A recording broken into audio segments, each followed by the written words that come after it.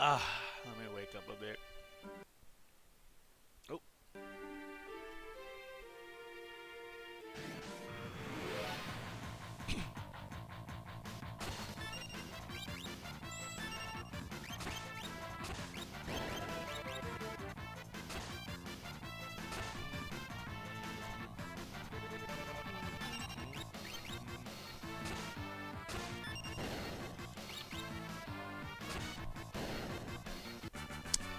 Coffee. Alright, let's retrace.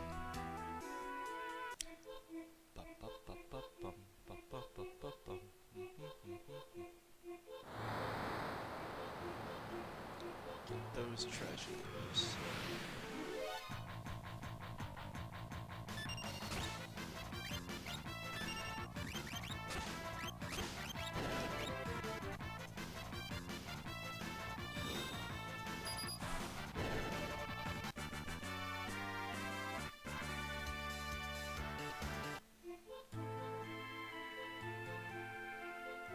Damn it.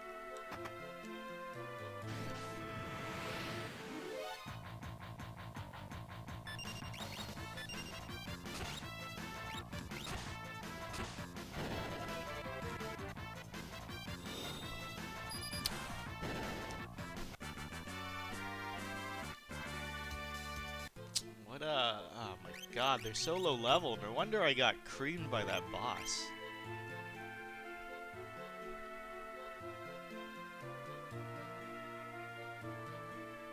Can I go down? Yeah. Bum, bum, bum, bum, bum. Hey, Star Shadow. I'm just waking up. And, damn this thing, even though I hate streaming, after playing this a little more, I actually just want to play FF6.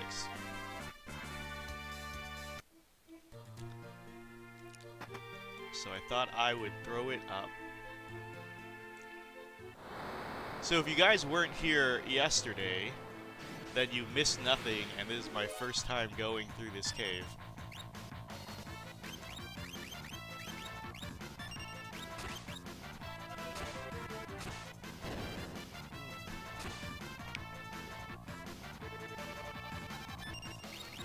No redos here.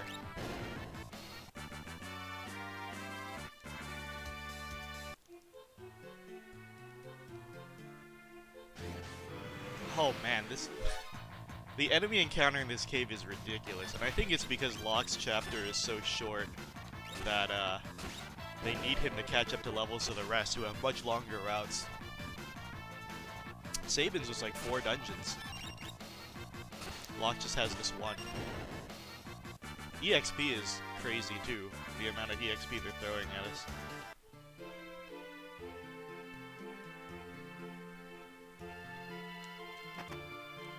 There we go, Thunder Rod.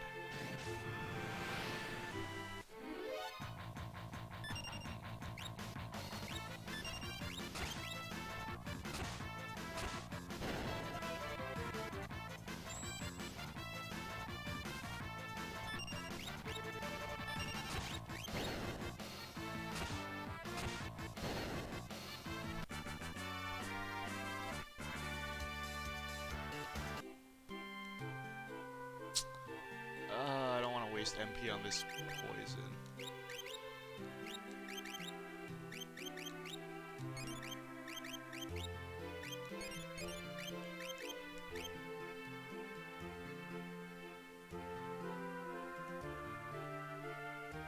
Alright. What is that noise? Okay, so I think I'm ready for it this time. We found out last time. Damn it. Random encounter.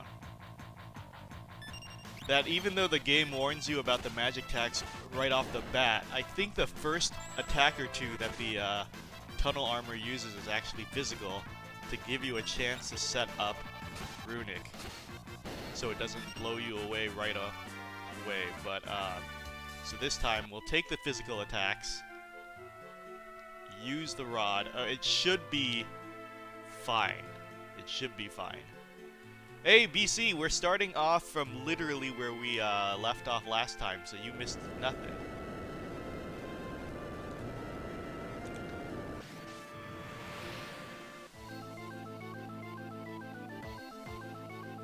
Tunnel armor. If that thing hits us with magic. Okay, so it's gonna psych me out with physical attacks like it did last time. It cheated.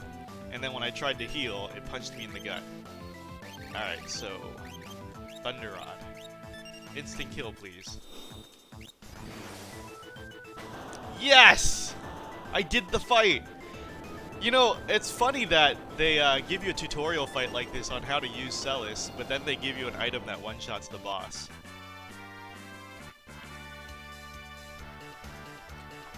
Yeah, last time you were here, BC. Whew, looks like we're finally in the clear.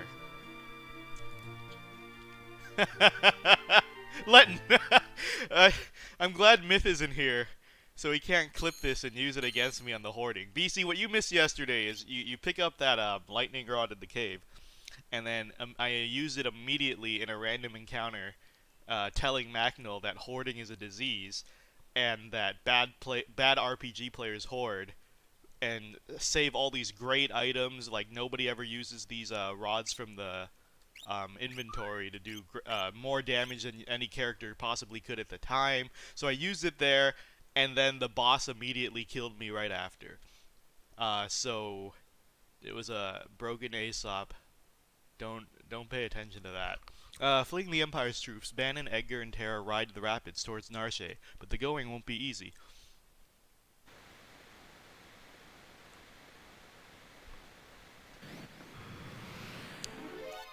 BC, you don't remember this? This is just the 3-path split. You've done this already. Like, I haven't changed anything.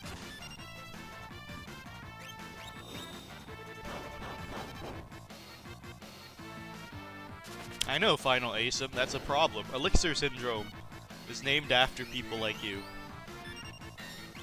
Elixir Syndrome.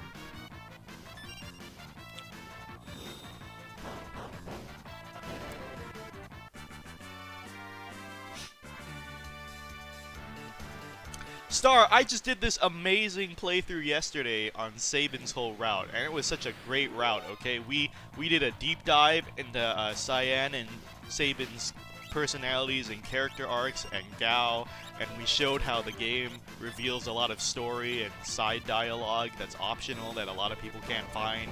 Like, Mark is too used to cutscenes and corridors. That's why his favorite FF is FF13. So when you have to go out of your way to talk to NPCs to get the story, like he doesn't play open world games like Fallout or Elder Scrolls, so you know he's never had to work for his story. He's a man of the cloth, right? So he's used to just opening up the Bible and having it all just laid out for him. So I don't blame him that he shits on FF6 story all the time because, you know, he's never had to work for it.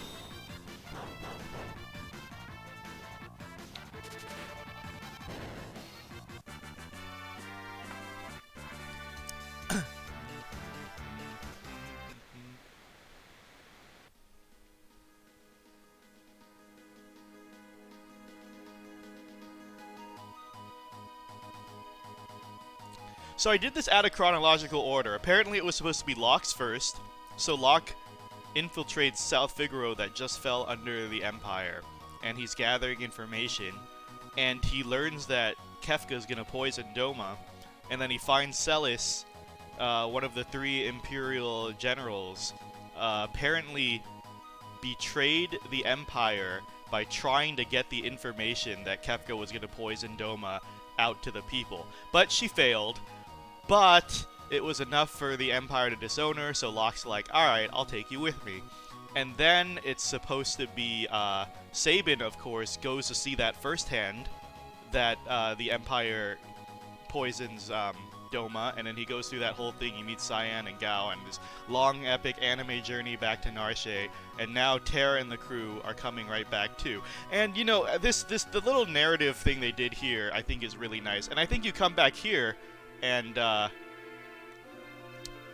oh yeah, so Terra's not welcome here because just like a couple of days ago, she was blowing this place up with Magitech armor. So now they have to find a way inside. And, like, I feel like this is really good. This is, like, literally a Lord of the Rings narrative thing, where they split the party into 3, just like Lord of the Rings did, and all 3 parts of the party go to different parts of the world to show you how widespread the bad stuff already is. Like, in Lord of the Rings, it's, you know, Sauron's Reach in Mordor. Here, it's the Empire. They're like, oh, look, three groups in 3 different parts of the world traveling all over, and you can sort of see the effects that the Empire already has all over the world. It was a neat little trick. And this took forever, but, like, you're supposed to remember that at the beginning of the game, Locke showed you a secret passage that treasure hunters use, because they're not welcome either. So he showed Terra how he sneaks in and out of Narration, and I think you're supposed to remember this from like 3-4 hours ago. As a kid, though, I think there was no fucking way. I remember being stuck. The first time I got here, I was stuck here for a while. When Locke first rescued me, we came out of the mines right around here. He fiddled with something. Yes, he told me, twist the stone like so, and... boom. No, the music's fine as it is. Fuck you.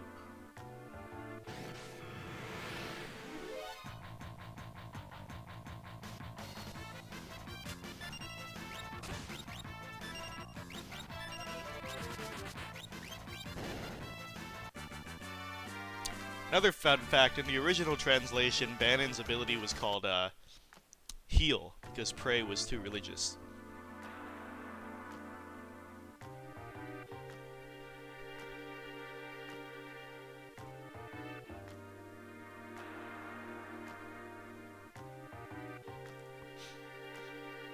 Wait a minute, what am I doing? What am I doing? Am I supposed to go back into the house? I already forget what the point of this was. Hold on. Am I supposed to go back to the house?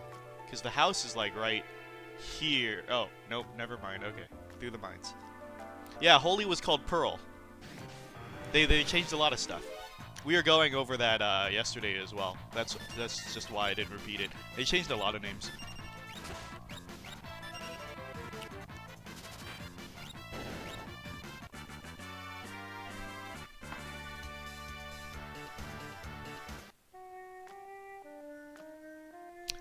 I want to say, was Flare nuke?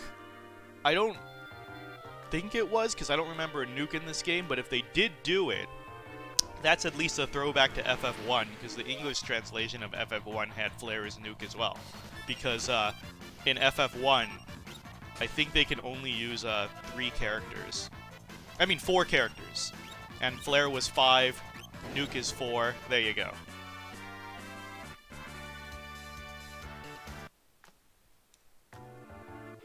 Hey, translation back in the day sucked. You had to just, Oh, so FF6 loves these little puzzles for some reason.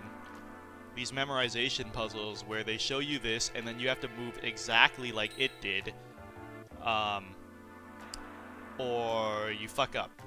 And I don't know why FF6 loves these so much, but I hate them. But at least... Oh, there's a room in here that they use to test applicants of the city guard. We should be fine as long as we follow the light. If we make a mistake, lights will surround us. Then we'll have to tag the glimmering orange light to proceed. At least in a 2D game like this, it's really hard to fuck up your movements. And you have to do it exactly like it. And I've already forgotten the pattern. Okay. But in like a 3D game, I feel like with more precise movement, it's really hard to exactly follow a pattern. At least here it's all fucking boxes, right? So like you can't really fuck up. Boom.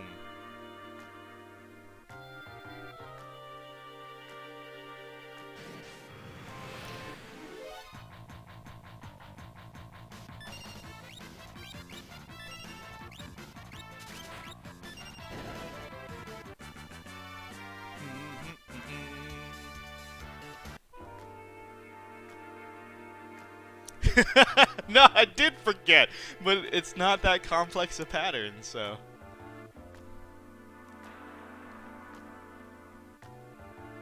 People kept telling me to skip the treasure. It's okay to pick them up now, right? It doesn't matter, because I'm picking them up.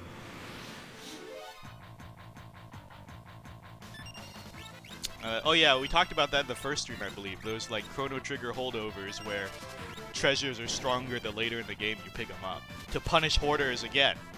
You know, like, I feel like a lot of games are trying to punish hoarders. FF12 was the key of this, as Mark was saying the other day. Like, to get the ultimate weapon, you had to, like, not loot any treasures in the first dungeon. And it's just hilarious that they they punish players like that. I just love it, because I think they know that all RPG players are hoarders, and they want to collect everything and hold on to everything and take their time and grind. And they're just constantly throwing mechanics out there to punish them.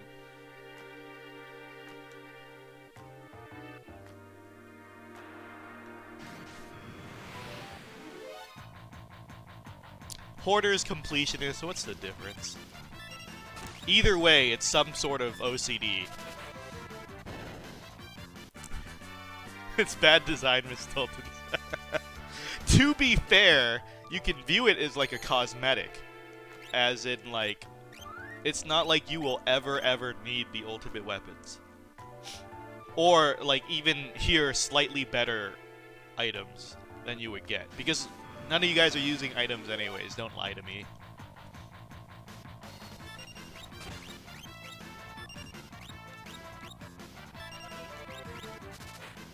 You know, I will admit that I don't like games with missable like content.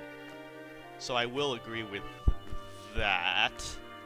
But I feel like with the FFs and other RPGs, they're really benign. Like, missing them isn't really missing content, it's missing bonus stuff. Like, no one really needs Excalibur 2 or the Zodiac Spear or anything like that.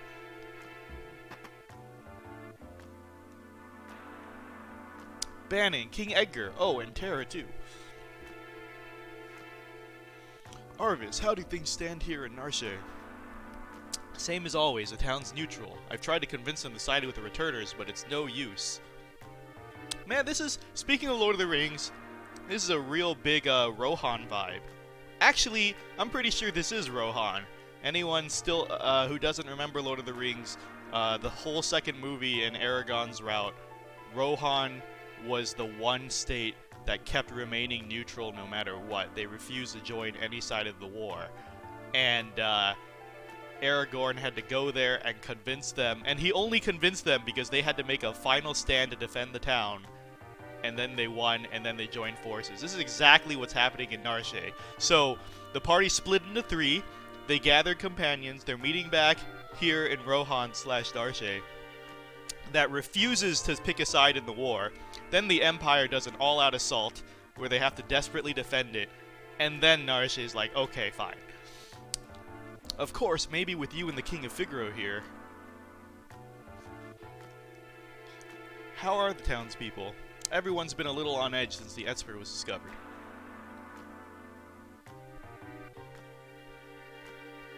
We believe Terra may be able to help us get answers to our questions about the Esper. Well, the townspeople are still quite curious about it as well. If we approach them in the right way, there's a good chance they'll agree to let her see it.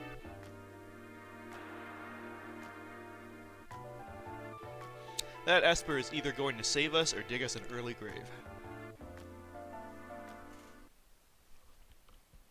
That was the shortest route ever. Actually, that was pretty pointless. 3 groups have arrived in Narration, and now a decisive battle is about to unfold.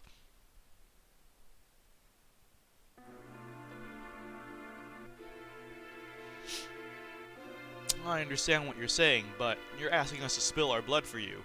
That's not what we asked. What you ask is the same. Ha! You're absolutely right. Bannon, we're asking you to spill your blood. Emperor Gestalt is racing to acquire ever greater Magitech power. That's the reason he wants the Esper that was discovered here. If we allow the Empire to continue amassing weapons of Magitech destruction, history's greatest mistake will be repeated. The War of the Magi. The legendary conflict that laid waste to the world. You're saying it could happen again? I had thought humans to be wiser creatures. Edgar! Sabin, you're alright. Who have you brought along? I am Cyan, a warrior of the kingdom of Doma. Wow, Gao! The Empire killed everyone in Doma, down to the last child. Kefka poisoned them. Barbaric. Elder. But that was because Doma was collaborating with the Returners. As long as we remain neutral, we have nothing to fear from the Empire. Think again. Locke. The Empire is poised to attack Narration as we speak. What? Locke, where did you manage to get your hands on information like that? Celis here was one of the Empire's general. So it is her. I thought she looked familiar. Sir Gao, step aside. The infamous General Celis. The woman single-handedly responsible for the decimation of Miranda. Stand and meet thy judgment, Imperial. Wait! Celis has promised to join the Returners. She's fighting on our side now. Be that as it may, I promised I'd protect her, and I won't give up a woman I've sworn to protect. Locke, you still haven't gotten over her, have you? Or that, whatever.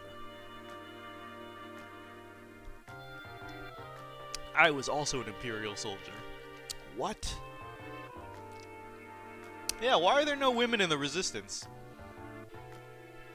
The Empire is evil, but that doesn't mean that all of its citizens are.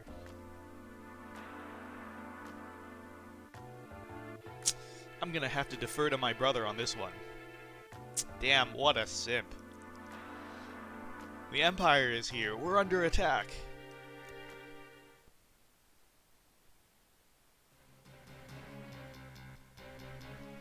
I don't care what you have to do. Just get me that Esper. Kefka, sir, what about the civilians? What about them? Kill them all. But sir, Narration is a neutral city. Idiot. Read my lips. Mercy is for wimps.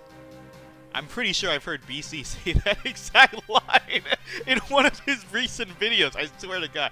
There's a reason oppose rhymes with dispose. If they get in your way, kill them. March.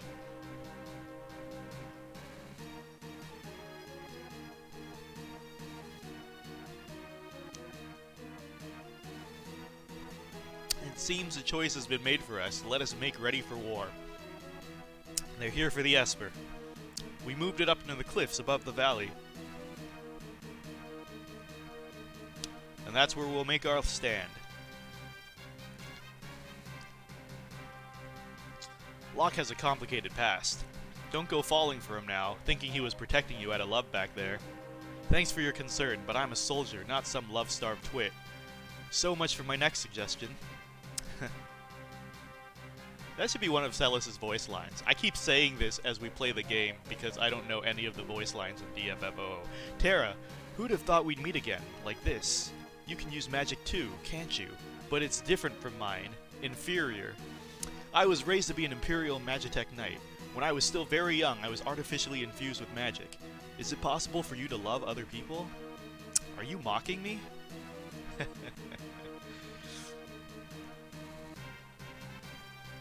Do not think even for a moment that I trust thee. Fine, use your own eyes and see for yourself which side I'm on.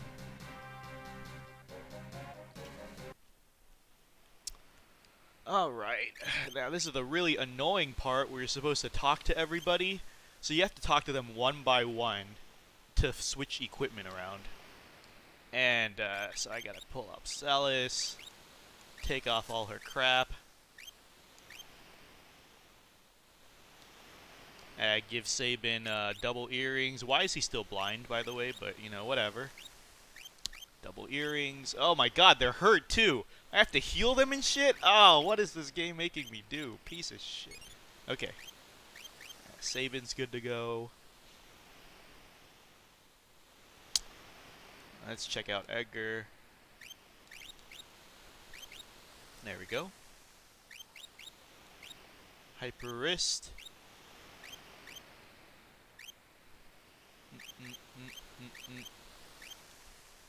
That was good enough. Okay, so I want to make one super party because splitting your party is just stupid in any game ever. Don't ever split your strength. So the two Figaro brothers are always the strongest. If I'm gonna pick a mage, it's gotta be...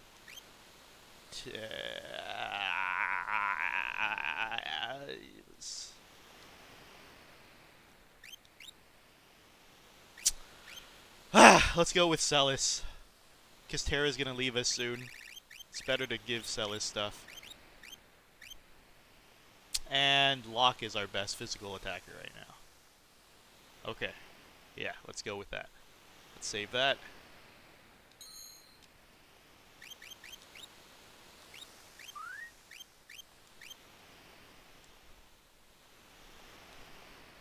Are you ready? Yes. These are the days before the party screen. I'm not sure when you could mess with your entire party at once. I want to say FF9 or 10 were the first ones, but this is throughout FF6. And it's funny because FF6 has the biggest roster of like 13, 14 characters, and when you're on the airship selecting your party, you have to do this every time. Picking the people up and moving stuff around. Would you like an explanation? No.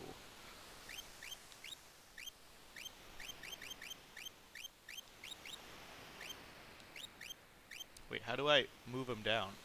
How do I move them into the... Oh, that's weird.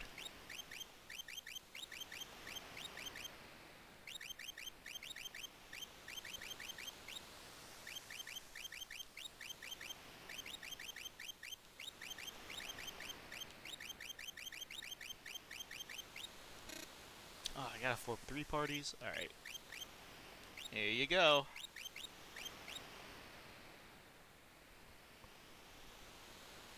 Here they come.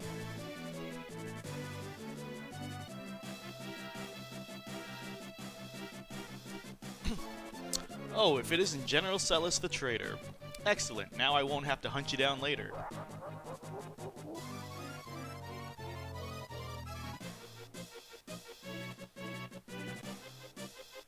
And as we learned, green uniforms are the cadets, and the brown uniforms are the veterans. Go, get those vile insects. Okay, it's option to switch. You guys form a human shield around Bannon. Uh-oh, what happened? Oh, there we go.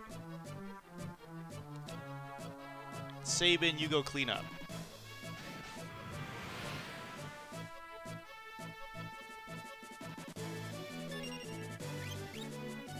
I still didn't learn Sabin's AoE. That would have made this so easy.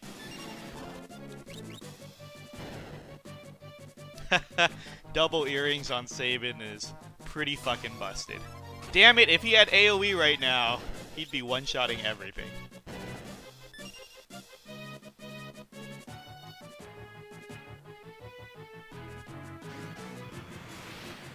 You know what? If he was level 15, this really would be a Sabin saga. I could probably solo the entire thing with him. He's just that fucking strong with 0 leveling.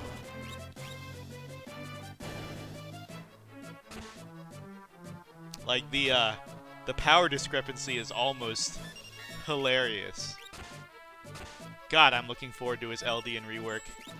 I've been waiting 3.5 years for them to do him justice in DissidiaFFOO. And Kain. It feels like all the games where some of the characters are like canonically the strongest, they get shit on.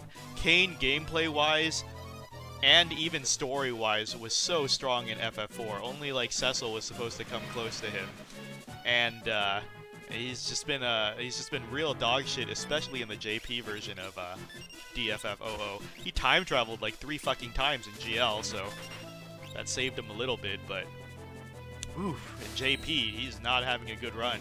Same with like Sabin, is so strong in FF6, but gets no love in DissidiaFFOO.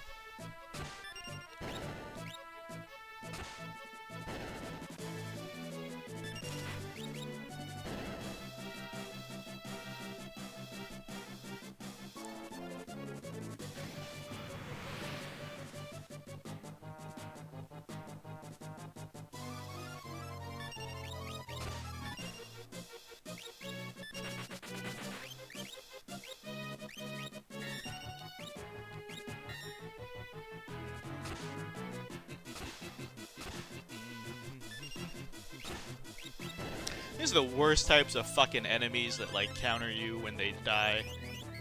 I hope DFFOO gets more of those. We only had, like, the Mariliths, and you can stop that through launches and summons and paralyze and stuff. I wish they gave us an entire fucking, 5-wave fight where they just blow up on you constantly. Oh no, what are those enemies that really do self-destruct when they're low? They're bombs, right? Like, no, yeah, nah, yeah. Yeah. That's how they should behave in DFFO. Wait, no, they do, don't they? Fuck.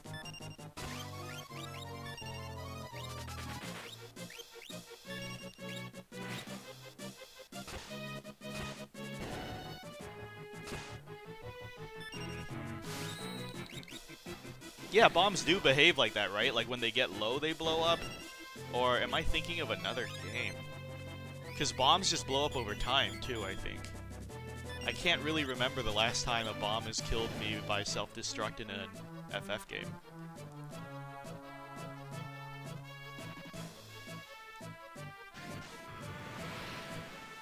I mean, this is pretty Lord of the Rings-like, too, because, at least in the movies, even though they have, like, 300 people at Helm's Deep, it was, like, Aragorn, Gimli, and Legolas doing all the work.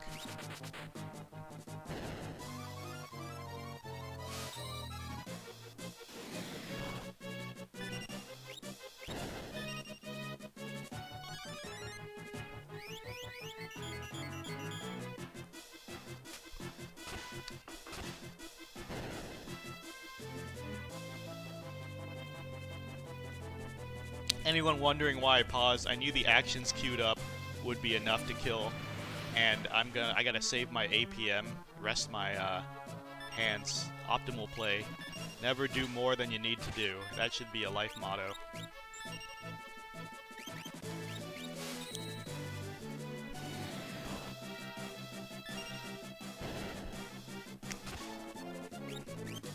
Yeah, see, Sam, it's almost time for my yearly Lord of the Rings rewatch around New Year's. During the holidays, I usually at least get that in.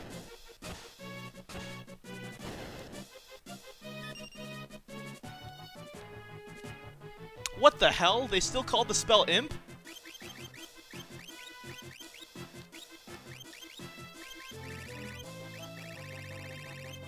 That is, and the status is still called imp. That's really weird, because we just established yesterday that they fixed the translation to Kappa when he comes out and does little tutorials. But I guess the status and the spell and all the gear is still called imp.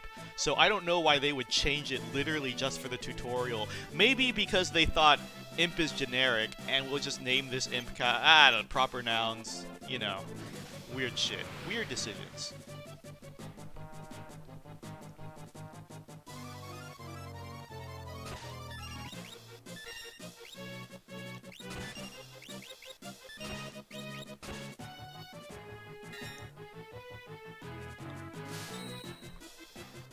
Ah, damn it, he hit the same guy Locke did. What a waste.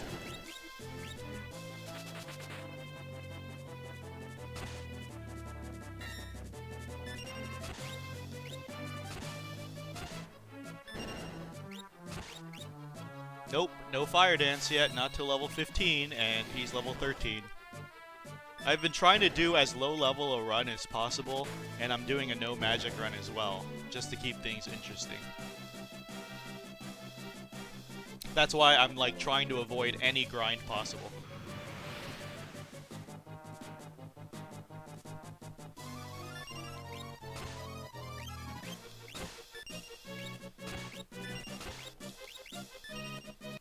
Whoops. Whoops.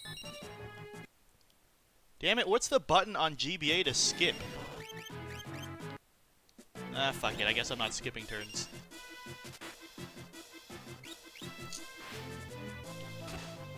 Wait, why is Locke dead? Damn it, I looked down at my controller to figure out what's going on for 1 second.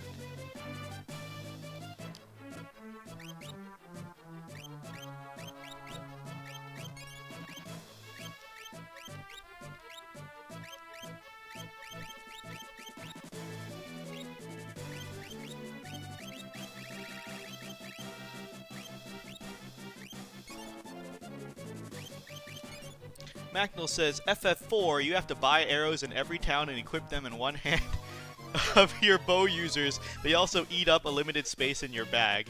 To be fair though, Macnell, at least in FF4 they tried to give arrows different status effects. Like, they do that in a lot of games, like Neverwinter Nights and, like, you know, Elder Scrolls and stuff, where they're like, if you use different ammunition, it'll have different effects. It's just that the game was so easy, nobody really needed arrows that have, like, a higher chance of charm or paralysis and stuff. So at least they tried to make it unique to set off the, to justify the reason for having ammo. But yes, quality of life, FF6, infinite arrows, here you go. I believe Edgar's the only playable engineer class in the entire main line of Final Fantasies. I don't even know if there's engineers in the spin-offs. But his class is literally called Engineer, and I know it's a common class because they throw it in all the MMOs as well, calling it a essential FF class, and I think Edgar's the only playable one. Oh right, Sid in FF4! Thanks, guys. God, I forgot he existed. I keep forgetting he exists. Yeah, machinists. Because I think the official English translation is machinist. Yeah, see, Edgar is machinist right here. But in Japanese, it's just called engineer. And Sid from FF4 had the exact same class above his name as well. And I love that. I think FF6 is the last game to do this. Well, only FF4 and FF6 did this, where they put the class name above the characters to kind of remind you, hey, this is Final Fantasy. Here are all the FF classes. Sabin's a monk, Edgar's a machinist. I guess I'll start calling it machinist instead of engineer. You got your Rune Knight there, which is also Mystic Knight, I believe is the translation in FF5. And then Locke, they changed his class to Adventurer to follow up with the joke. Prompto and Noct aren't fucking machinists. Fuck them. You forgot, they removed classes from the new FFs. FF13 had its own fucking class system. A, Mech Division Marshal. In terms of FF14, what are Sabin and Celis? I just told you, Sabin's a monk.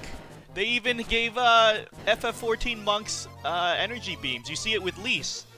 I forgot what they call it, Celestial Elixir or some dumb shit like that. FF14 has the worst localization. I don't give a shit what anybody says about Koji Fox. I hate his fucking localizations. People think it's cute to make everything a movie pun, all the quest names and stuff, or have them reference pop culture and shit, or talk in Old English. No, fuck that shit. Yeah, Elixir Feel.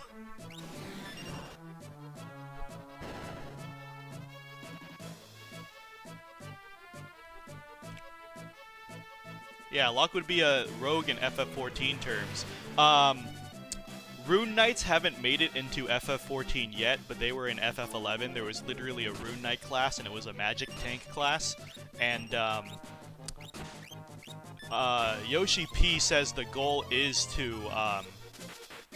Oh, I was wondering why Locke was dying so much. It's because they keep countering physical attacks, and that's all he's doing. Yoshi P says he wants all the FF11 classes in FF14 someday. That's the goal. So, you know, expect a Rune Knight someday. Geomancer.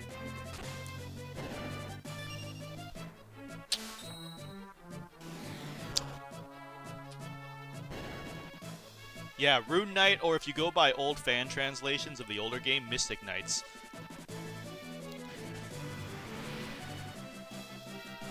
I should give someone sprint shoes. These soldiers are starting to outrun me. Also, Locke should stop hitting soldiers so he stops getting countered.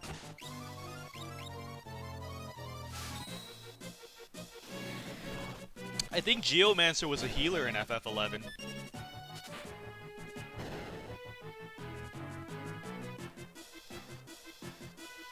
But none of the classes make sense, let's be real. Rune Knight being a tank was pretty creative, though.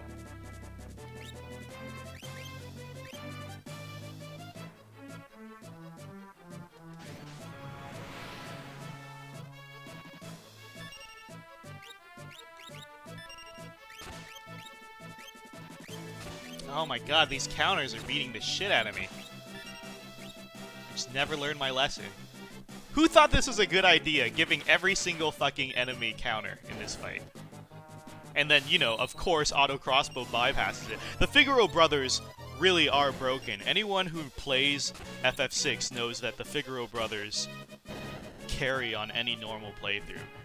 Tools and Blitz are just like the strongest gimmicks in the game, bar none.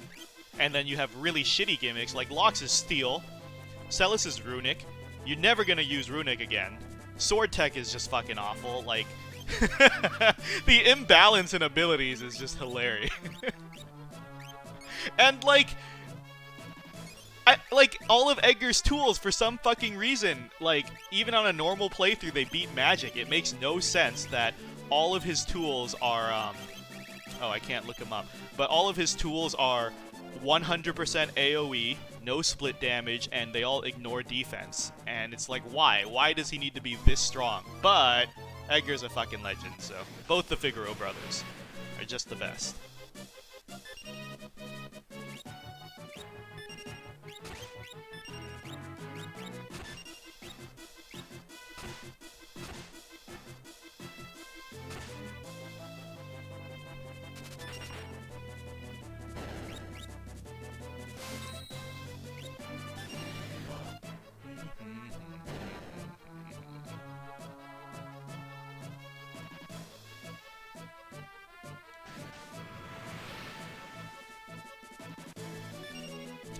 Oh, and speaking of the Figaro brothers, I'll show you guys the next part too. The next part right after this is the first part. First time in the game you get to choose your party because you finally have a roster big enough. But I will show you why canonically it is the Figaro brothers that escort Locke and Celis.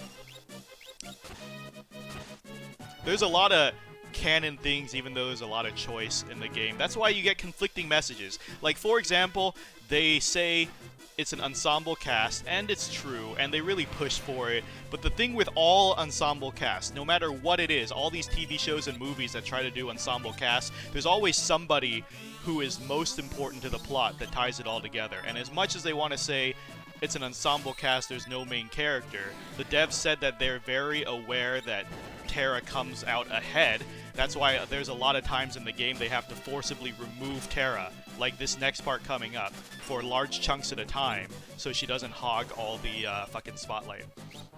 But can you blame her? Because she's the most crucial to the plot.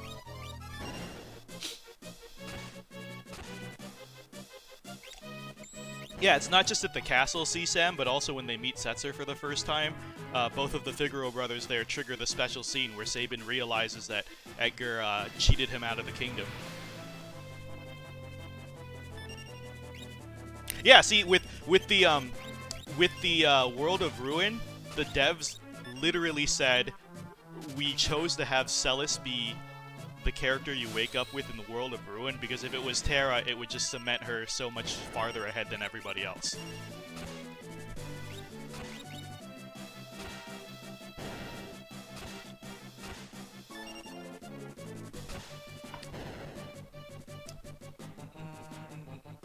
Yes, Macnol.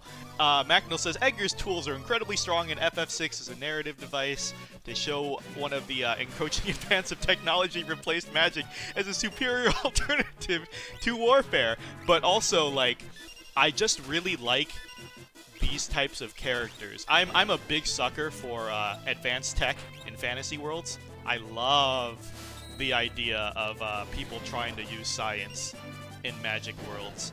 And so I love Edgar and the whole steampunk thing in a fantasy world. And, hold on. And I wish... And I like unique classes. FF has like, things like Monk. Well, Monk is sort of unique to FF. You don't really find it in other RPGs too much. No, that's a lie. JRPGs have been using monks for ages. But, like, things like Warrior, Thief, Healer, Mage... They're in everywhere. They're not special, but FF has some unique ones like Rune Knight and Machinist and Samurai that are repeating that have characteristics like... I wish they embraced their unique classes more. They need to lean into things that make Final Fantasy unique.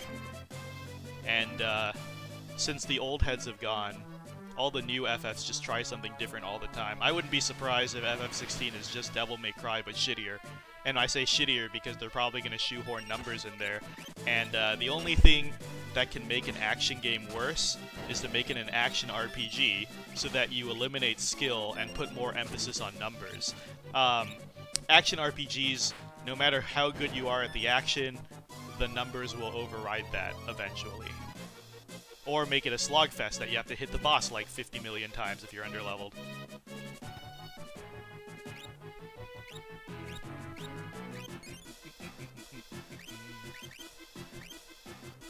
Wait, can I save before I tackle this boss?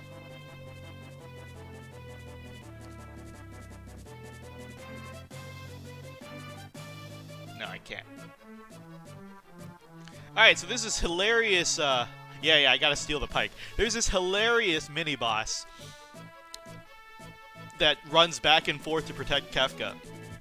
And if you have sprint shoes and time it just right, you can actually get past him and just go straight to Kefka. And I really like that they did that. I think this is cool. I mean, they easily could have put him stationary in front of Kefka and force you to fight him.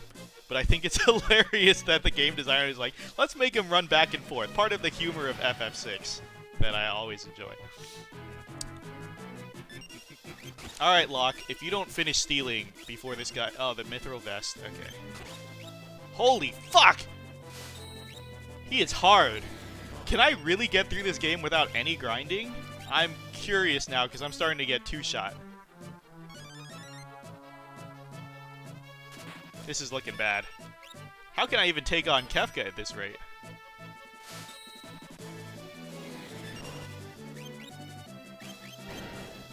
Oh, he died before he gave me the spear. Too bad. Let this be a DFFOO PSA.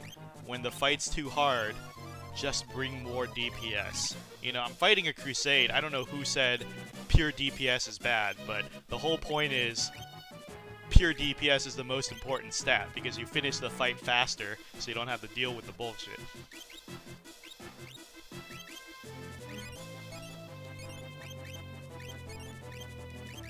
I don't think Kefka uses all magic, but enough magic for Runic to kind of cockblock him, I think. And also, Locke probably needs that vest right now. Okay.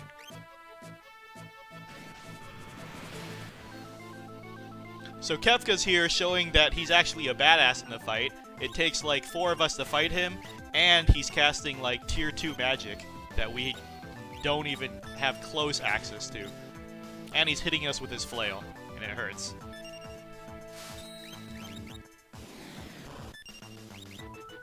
So here's the unfun part about Celis's kit, that if you really want to use her to tank with Runic, that's all she's doing. And also, that's the other gimmick that you just saw. So, if she activates Runic, it's active until her next turn.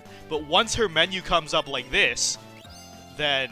Or once you input an action, then she actually drops Runic. So, Kefka just hit her with a thunder attack right in between that window and chunked her pretty bad. I'm just gonna ignore what, See, usually if I had the right fucking menu to skip, like I somehow skipped, but it made me pause the game, I can skip to an active character and just have her sit here in Runic. Ah, but it was fine. Grr, I won't forget this. Where's the Esper? Is it alright?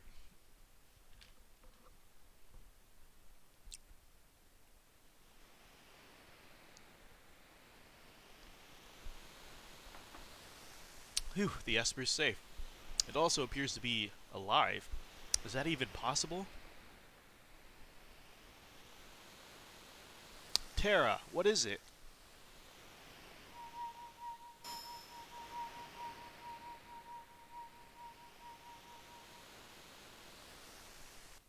No.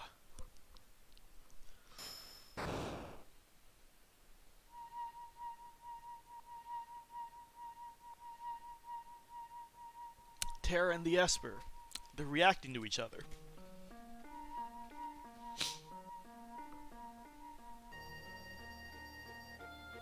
I'm playing active because that's how it's meant to be played. I'm not gonna FF. All it did was brag about their ATB. I'm not gonna play wait. Wait is for pussies. Wait is for people who can't make decisions fast enough. No, the retranslation is so remember that again, back then they had to shorten names because they only had so many characters for names, so they shortened it to Tritach, which I'm not even sure if that's actually from something myth, but this one, I forgot the new name because I'm not used to the new translation, so let's see. Please tell me, who am I? Who? Terra. Valamagarnda. That sounds very Norse. I'm pretty sure that's an actual, you know, mythological god somewhere. It's responding to her. Terra, get away from that thing.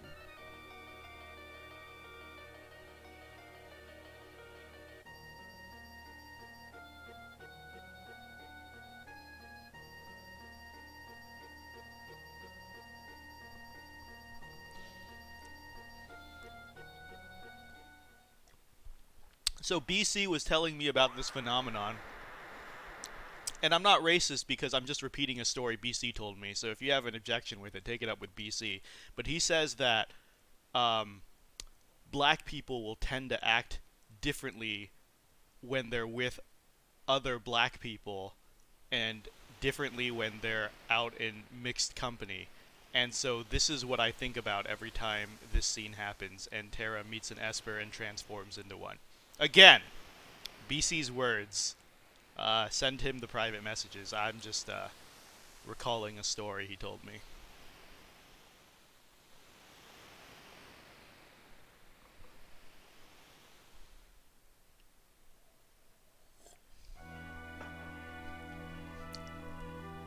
Are you awake? Where's Terra? I don't think Asians do that, because Asians are pretty damn whitewashed. Or at least all the Asians I know. Okay, yeah, C-Sam, but you know what I'm talking about. She turned into a something and flew off. She looked like... Wait, is BC even still in chat? He's not. I'm taunting him for no reason. She looked like an Esper.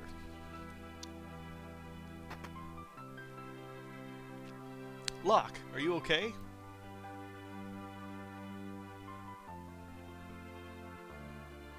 Something happened to Terra. There must be some sort of connection between her and that Esper.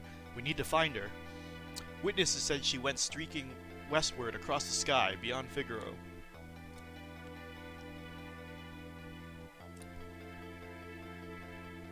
We've gotta hurry. I promise I'd protect her. Locke. Let's not get ahead of ourselves. The Empire will be back again for that Esper, and someone needs to protect Bannon. A former Imperial soldier, but still, we must help her. Let's split up. Those who aren't searching for terror will stay here to guard against further attacks. Figaro Castle can shuttle the others to the western province. Shouldn't be too hard to track down clues in Kalingan or Jador as to Terra's whereabouts. Wait, I thought you had to bring Locke. Am I thinking of another part? Yeah, I'm thinking about after Zozo, I believe.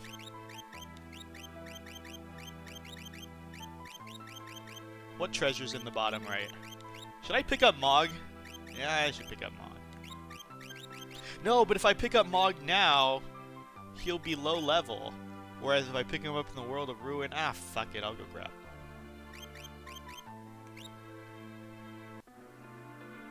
Thief knife. Show me where the thief knife is. Shit, I forgot to unequip everything from Cyan.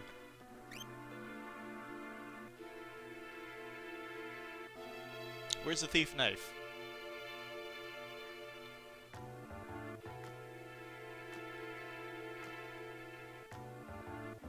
Here, C-Sam?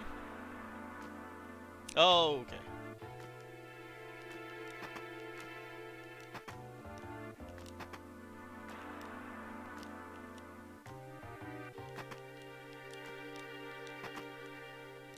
Wait, I thought this was the lone wolf part. Is he not here? I thought this is where you can pick up Mog.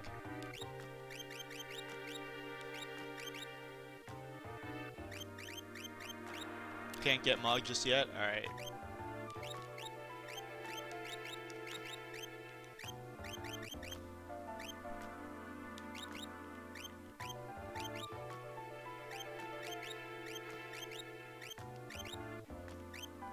Yeah.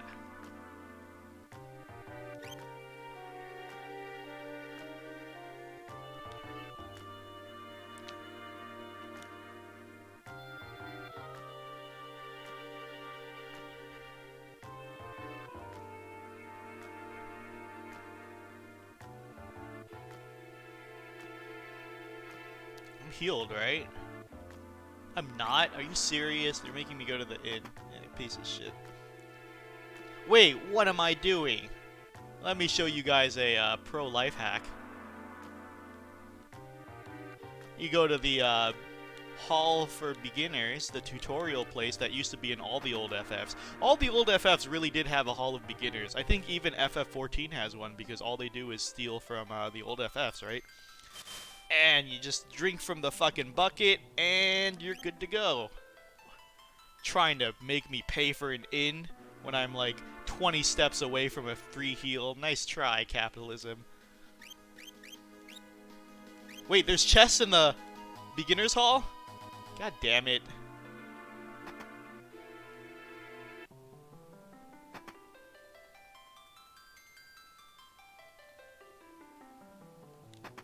You lied! This is a trick. This is a trap.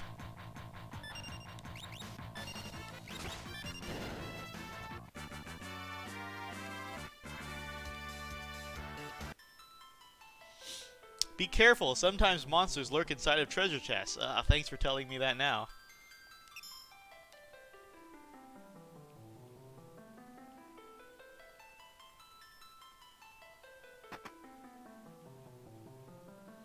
No, Macnol, I'm getting these items so I can actually use them since I'm doing a low-level, no-grinding run. I need it. I'm not collecting this when I'm like level 25 just to have it. Like you filthy hoarders. I'm living and dying off these potions, as you can clearly see watching me this whole time.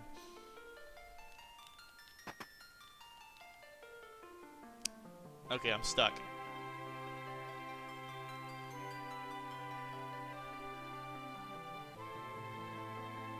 Thanks, C-Sam.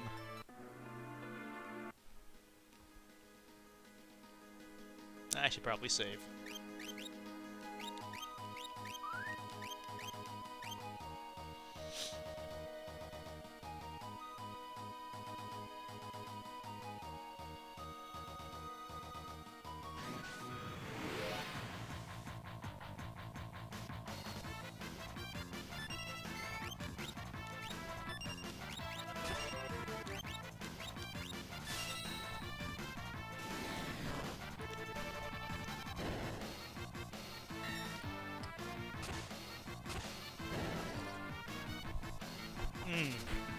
Yup.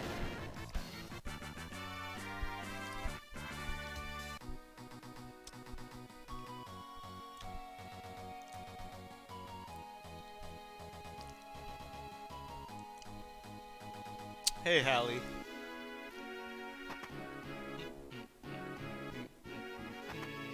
I thought Sabin usually runs up. There we go.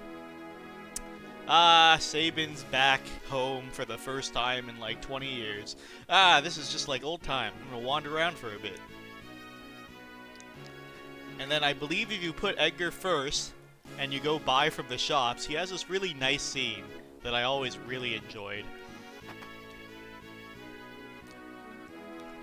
I can't take money from the king. You have a family, don't you? Just be quiet and take it.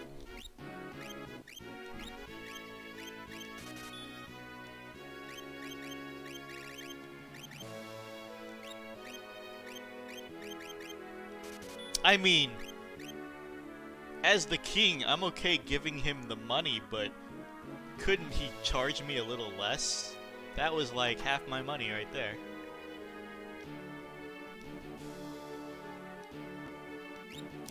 Edgar has always been like... Hold on. Inflicts darkness with a brilliant flash. Use tool commands. That's half price Mino. Yeah, by gacha terms maybe, where they give you those, you know, half price bundles all the time and then call it a sale, even though they're up all the time, and that's what they expect you to fucking buy. Fuck that.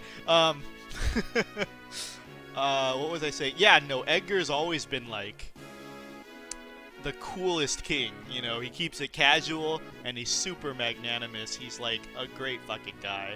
His characterization is great. All the other royalty in FF suck ass. And yes, that's all of them. Name me one other royal that isn't either stuck up or out of touch or something fucking ridiculous. Rest for a bit.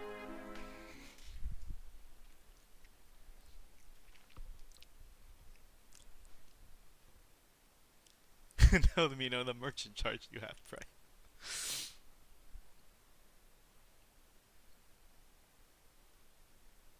So, this is a nice little scene. Again, 100% optional. The only way you get this scene is if you bring both Edgar and Sabin back to Figaro Castle, and then, sorry, I'm reading chat. CSAM saying it was actually half price. Well, his half price is still too much. Well, when this is there's a lot of optional scenes like this. Oh, speaking of which, I should have done some shadow optional scenes while I had him in my party. But this is a scene that Mark has never seen, where you have to bring the Figaro brothers here and spend the night in Figaro, and it's the heartbreaking tale of why Sabin left Figaro in the first place. Spoiler alert: Edgar cheated his dumber brother out of the entire inheritance. Castle hasn't changed much.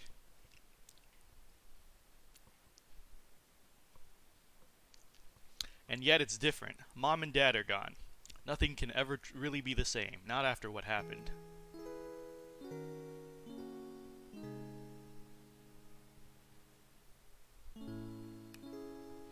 Tonight, worst he's been. So, if he should... No, you're wrong. It's not true. Priestess, the king, he's... Remember that, again, this is supposed to be when they're kids, and Sabin as a kid was a little weak, weenie child. Sabin! Sabin! Dad couldn't have...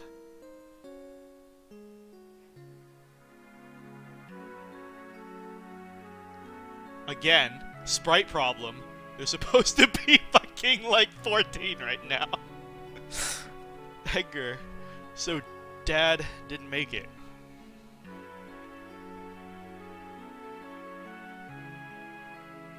Edgar, there you are. Your father just said he would entrust Figaro to the two of you. Those were his final words. You all make me sick. Everyone's saying that the Empire had Dad poisoned, and the only thing any of you can think about is who will be the next king. No one's even sad. None of you probably cared when Mom died after we were born either. That's not... You're just as bad as the rest of them. Sabin. Empire of murderers. They won't get away with this.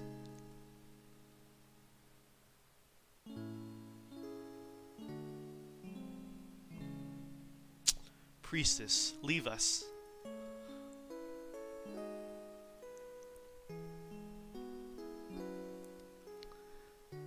Let's leave this place. Let's forget this crazy kingdom and live our lives how we want to. You said you didn't want to be a king, right? A life of freedom, huh? Oh, that's another characterization of Edgar that's explored later, and more in World of Ruin. I really like this trope too. Edgar is just hitting a bunch of tropes that I really like. I like the steampunk guy who uses his head, because, you know, like, when you first meet him, they're like, he's like, oh, I inherited a fucking kingdom in the desert, and we had no resources, so we relied on technology to stay afloat, right? So, you know, he threw himself into studying tech, and then that's why Figaro is the way it is. The upcoming scene where Figaro tunnels to the other side of the world, you learn. He did that to keep trade routes up. So, you know, I love the really smart, resourceful characters like that. But also, his big arc throughout the game was also that he never really wanted the responsibility. But, you know, he loves the people so much that he's like a reluctant king. But he's a very good king, which is why he keeps it so casual among his, like, subjects, and he's always, like, consorting with filthy thieves like Locke, filthy murder hobos, and, like, I just really like the whole reluctant responsibility taker characters. I think they're always, you know, that's just the crux of being an adult, right? Being an adult means living a life you hate, and showing up to your 9 to 5 every day until you just break. What do you think would happen to Figaro if both of us left? There'd be no one to take the throne. Dad was counting on us to take care of the kingdom. Sabin, let's settle this with the toss of a coin. Dad gave me this one. If it's heads, you win. Tails, I win. So you're not supposed to learn this till later, but we're probably going to hit this in this sit-down anyway. But, so Edgar rigged it because it's a two-headed coin. And they find that out when they meet Setzer, and Edgar uses the two-headed coin again to trick Setzer into playing them. You see the theme here? Edgar likes to trick people a lot. And they bring this up in DissidiaFFOO too, right? Like, Edgar's the head of the returners in DissidiaFFOO, and even though they're like, he's such a nice guy, they're kind of like, we also can't trust him because he has all these agents running around. He had Shadow and Lael running around gathering information, and they're all asking him details, and Edgar kind of plays it close to the chest. Like, he keeps his secrets, and he's like, I'll work in the shadows for the greater good if I have to. Like, they represented him really well in DissidiaFFOO. So, like, Edgar is pretty wily. He used tricks and to get things done. That's why he kind of, like, had that fake alliance with the Empire until it had to fall through and he broke it. So Edgar's always been, like, this really crafty, really witty guy, who's not... He will do anything for his kingdom, basically. Great royal character, great king character. And, so, you know, on one hand, you can view this scene as him rigging the bet so that Sabin can gain his freedom and run off without any guilt, while Edgar has to take the responsibility of the throne.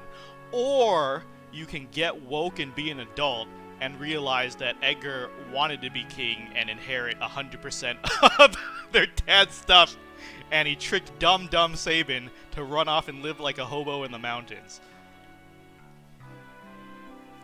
The winner chooses whichever path he wants. No regrets, no hard feelings, okay? Here we go.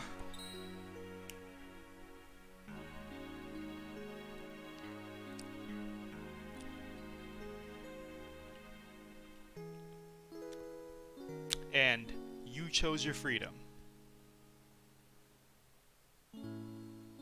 Like, again, with the flashbacks I was talking about in the first stream too, about how when they were kids, Sabin was always weak and sickly, and Edgar was always the strong one, and Edgar always had to play big brother, and that's just so ingrained in his personality too, right? With the kingdom, how he watches over the returners, he's the team dad of the roster, and even this, like, he's always playing big brother, of taking on the responsibility so the little siblings can do what they want. It's already been 10 years. That little shrimp has grown into a whopping lobster. And you're a king crab.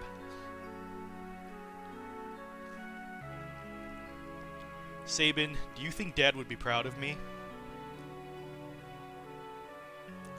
Don't you ever doubt that. I'm sure he's beaming with pride wherever he is. 10 years. Where has the time gone?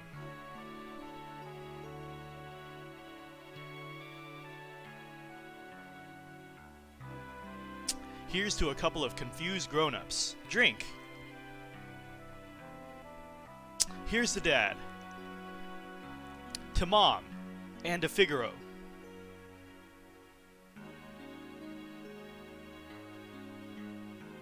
And part of, at the end of the game, their stories come full circle because Sabin decides to come back as co-king to help his brother with the responsibility. So, like, you know, we haven't even seen the whole story unfold. Again, this is a much longer game, and everyone has more follow-ups to their story. But, like, it's so touching for a 2D game of this age to have more poignant characters and character arcs and story beats than FF13 ever did. And I think Mark's illiterate. That's the only explanation. Oh, right, I'm supposed to go. I'm supposed to travel.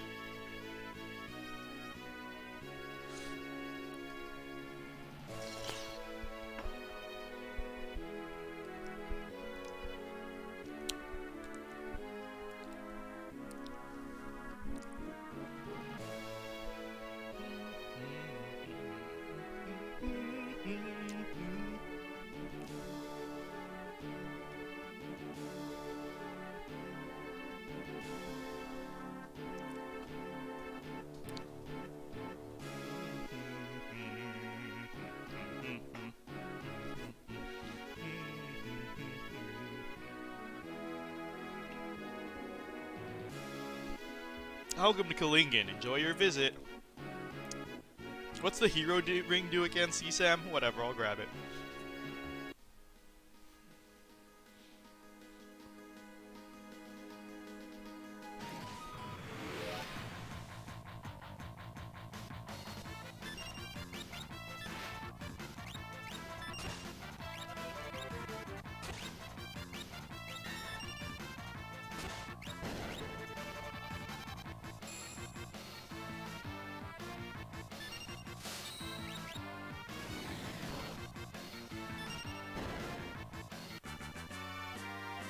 Does an earring stack with earring? Or am I crazy? Don't 2 earrings make a difference?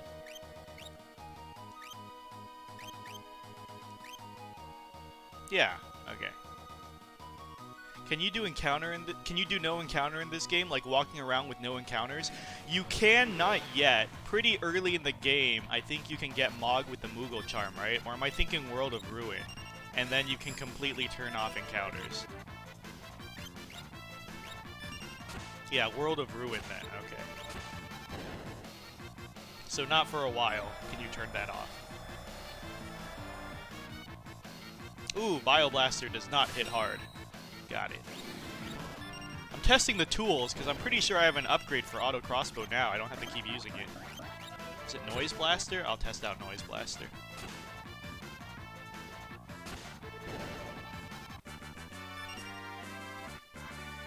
I love how Locke still insists that he's a treasure hunter when you see him, like, run up to the enemies, shank them while robbing them, and then shank them a second time just for good measure. That's always been my favorite interpretation of Locke. He's actually an incredibly violent thug who insists he's not a thief. Because he kills real good, he shanks real good for a treasure hunter. Did I buy Drill and Debilitator? I didn't see that in the shop. I bought all the tools in the shop, and Drill and Debilitator weren't there. So it's probably later.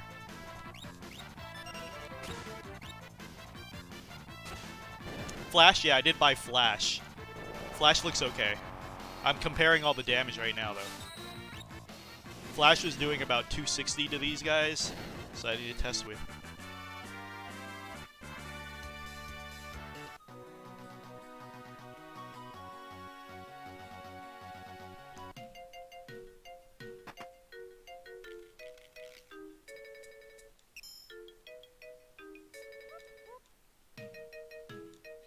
Can't let the world become too peaceful, don't you see? People shine their brightest when they're at war. My Colosseum will be a monument to the glory of battle. If I can ever finish it, that is. No one will help me.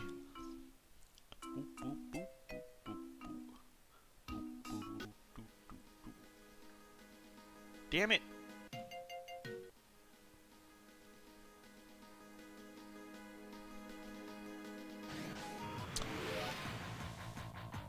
Oh, wait a minute. I could have picked Shadow up here if I didn't have a full party, huh? Did I fuck up? I should have grabbed Shadow.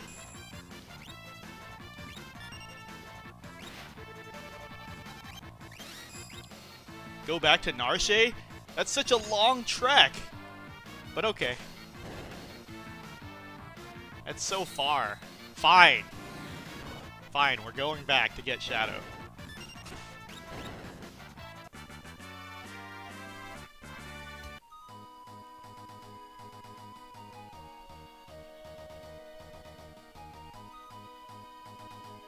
Wait, Figaro's not on the map. How am I gonna find it?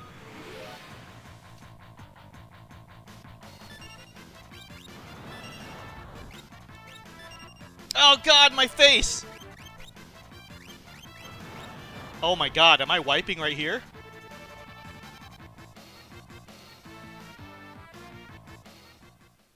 Okay, well, that was my shortcut back to Narration to pick up Shadow.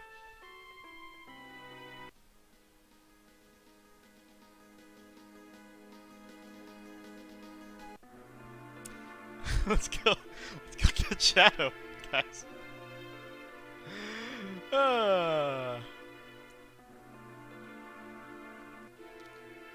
Wait, what was I looking for? Okay, I know, I could go up. No, I go here.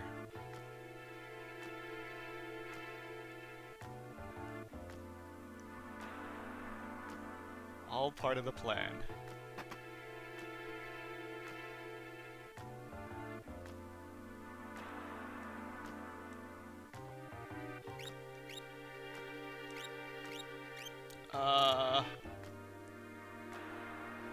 Shit, I like this party though. Hold on, let me unequip. I gotta unequip lock. I forgot. Hold on.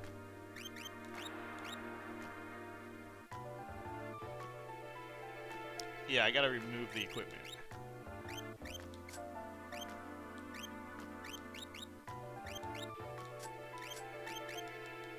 When does Shadow leave, if you remember, C-Sam? Because I don't want him to jack me again.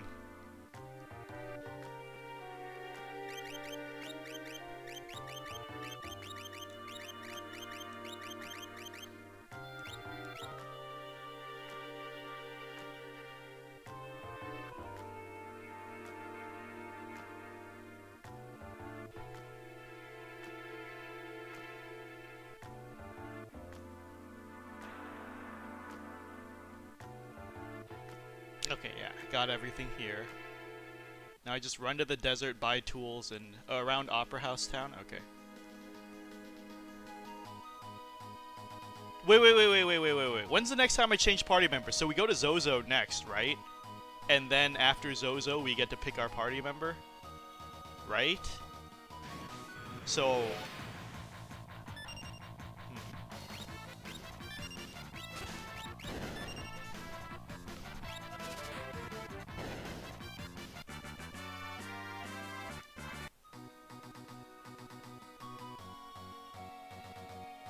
Party picking only in Narration. I remember there's a part where in Zozo you talk to Ramu and then they're like, and then you have to bring Locke and Celis.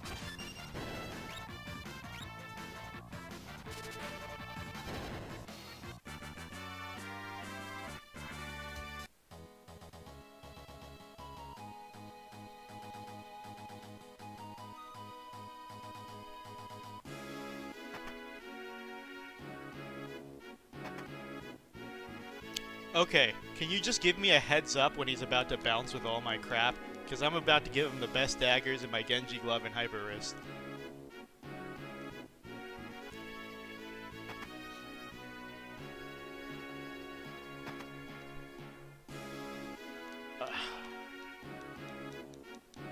Let me buy this shit again.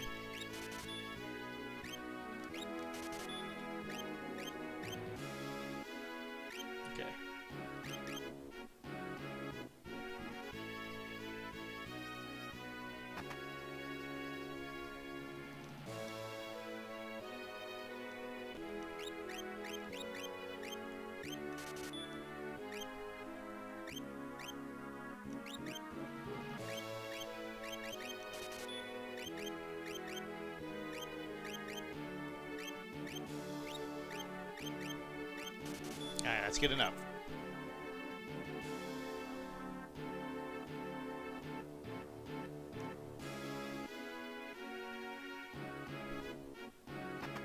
Okay, so stay the fuck out of the desert. Got it. Nope, wrong place.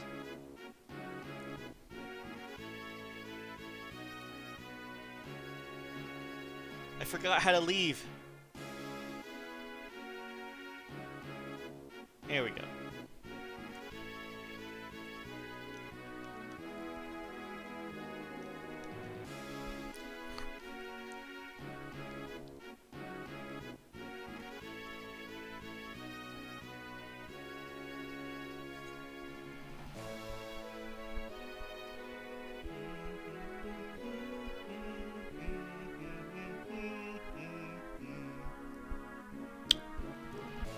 I think the Figaro Brothers theme is one of my favorites in this entire game.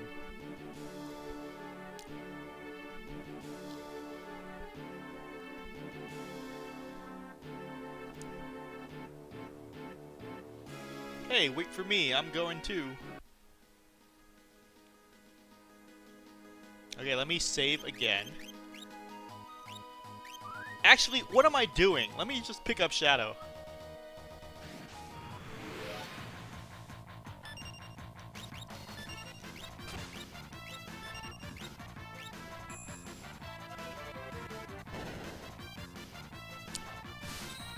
I don't have money to do the dream. See, Sam, I believe it's 4 dreams before the World of Ruin, right? And then dreams 5 and 6 open up in the World of Ruin.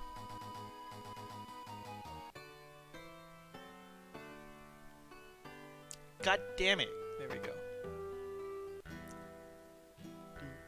I love it. So in this game, you know that Shadow's nearby whenever you enter a zone, and you just hear this music, and his theme song just like blasts into your fucking ears. Like, oh shit, it's Shadow. We meet again. Give me my stuff back, you asshole. I could lend you a hand. Just need enough to feed my dog. Oh, that's a voice line, right? I could lend you a hand. Just need enough to feed my dog. Say 3,000 gil. What the fuck kind of dog feed takes 3,000 gil? Are you fucking kidding me? I fed a feral child for 250 gil. This money is... This game is trying to rob me fucking blind.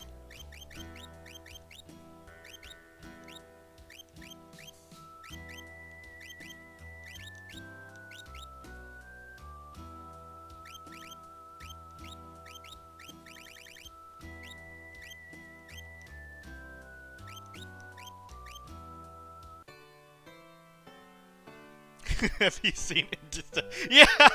Clearly $3,000 isn't even enough for him because that dog's just taking chunks out of monsters all day. I just need to feed my dog for 1 year. So, there is a 25% chance that certain people have dreams when you rest at the inn with them. And Shadow has 4 dreams that will always play in chronological order.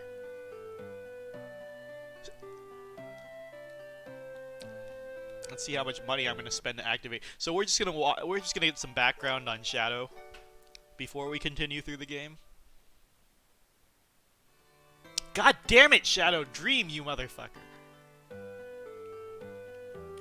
Do I have to keep going in and out, CSAM, or can I just talk to the guy over and over? Oh, Shadow, you are costing me so much fucking money.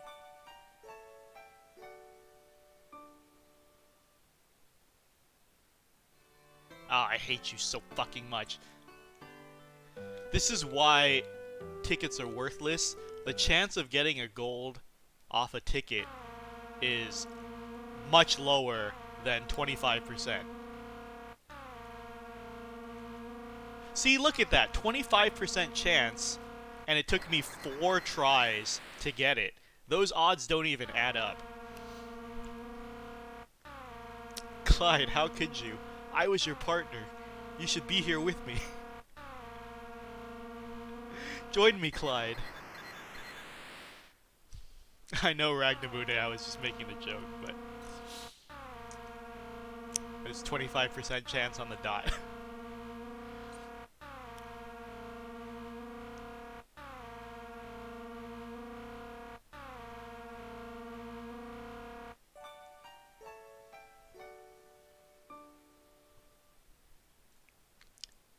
Yo, that was not worth 800 gil.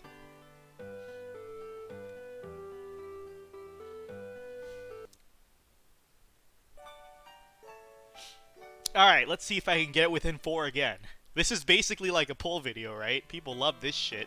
Let's see what the odds are of me getting these dreams. How many times does it take?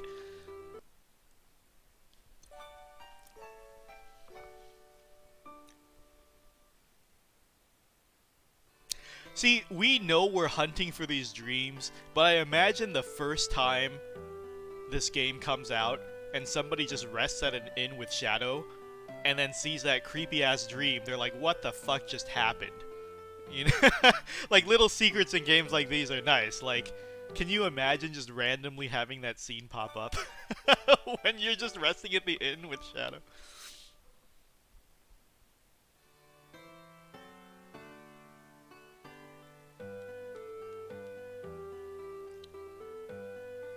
Wait, I lost the theme. Yeah, who cares?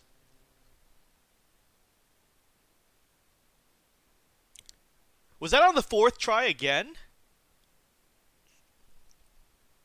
Yahoo! We did it, Clyde. 1,000,000 gil. What a blast. This is the life. Are you kidding me? This guy just stole 1,000,000 gil, and he's charging me $3,000 to fucking feed his dog. Guess it's time we start thinking of a name, huh? A name? All good bandit duos need a name. I sort of have one in mind. Well, let's hear it. The Shadow Bandits. Haha, get it? That's where he got his name from. What do you think? Not bad, eh? The Shadow Bandits. Great train robbers of the century. And by the way, if you didn't recognize the forest they were in, I think the speculation is it's the Phantom Forest, but they could just be reusing assets. I don't know if there's ever been any confirmation on that.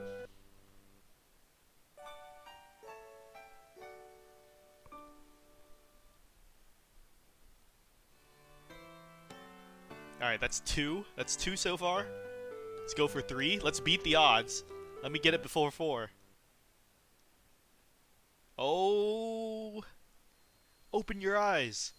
How bad is it? This isn't my blood, is it, Clyde? Isn't that the only train in the game? Hey! There could be other trains in the world just because you don't see them. God, the world doesn't revolve around the FF6 cast. See, Sam. Don't worry, you're gonna be okay. I'm sorry, I let my guard down. Don't talk. The town's just a bit farther. You don't have to pretend, I know. This is my blood, isn't it? I'm done for. Get going. Leave me here. I'd only slow you down. But, you want to get caught? But before you go, please finish me off with your knife. How could you ask me to do something like that? You know what they'll do to me if they catch me alive. I don't want to have to go through that. Touch my arm. Feel it shaking? I've never been afraid in my life, and now I'm quivering like a little girl. Please, before I wet myself and have to die a coward, just take your knife and... I can't do it. Clyde.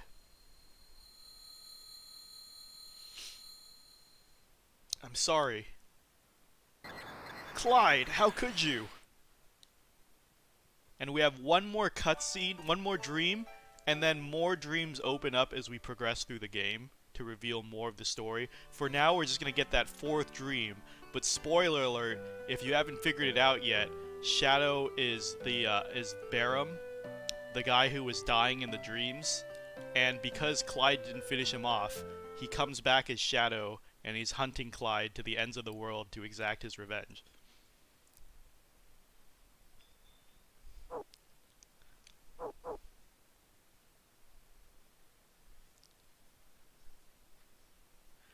Hey, are you alright?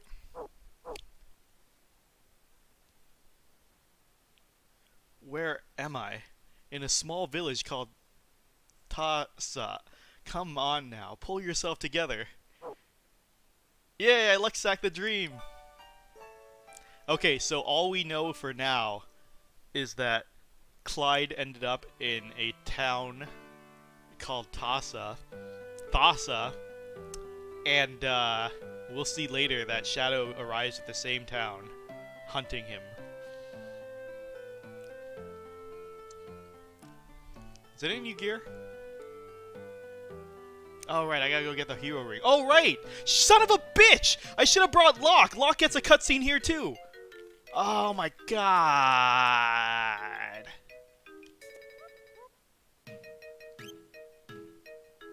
Damn it! Oh, Locke gets a cutscene here. Oh, that's Locke's. Dear me, I almost spilled the beans. Hee hee. Up. Going back for Locke. We're doing a healerless run.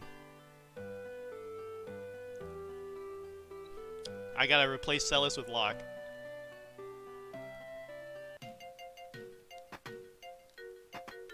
See, I knew I took like Locke, Celis, and the Figaro brothers for a reason. Like, they have the most scenes, but but I also want Shadow. Rough life. Okay, let me save before entering the desert again. Alright. Okay. Where's that castle? I made it!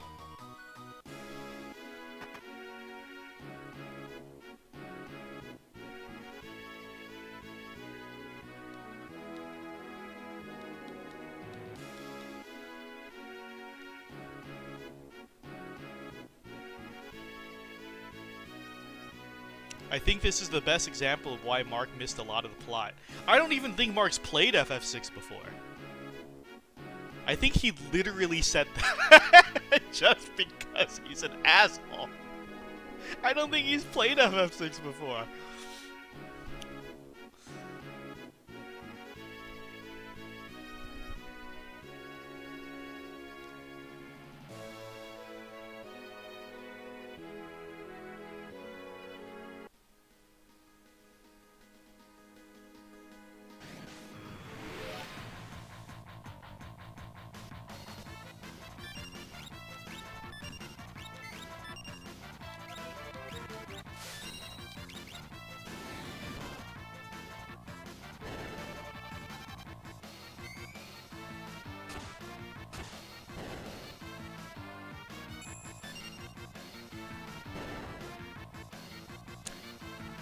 My job is done. I've earned my pay. So long.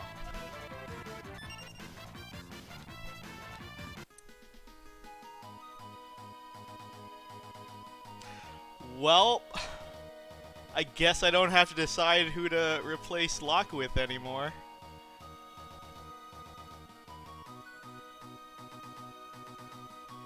Yeah, I know! Shadow ditched me after— Wait! Did Shadow take all my accessories? He ditched me after a single fight! Oh my god! No! He took all my stuff! Why would he do this? Why would the game do this? I don't understand. Oh my god.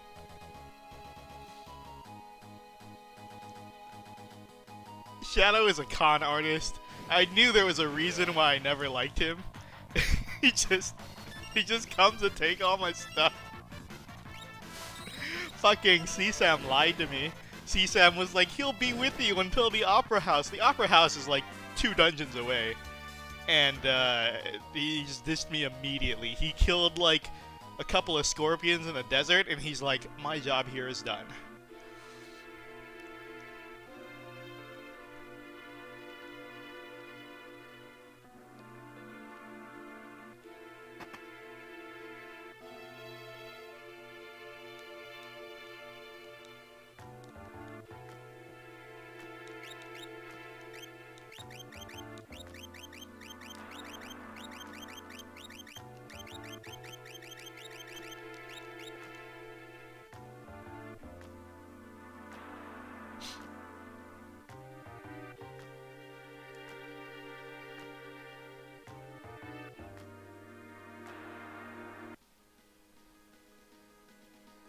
Yeah, including the sleeping. That was weeks of service.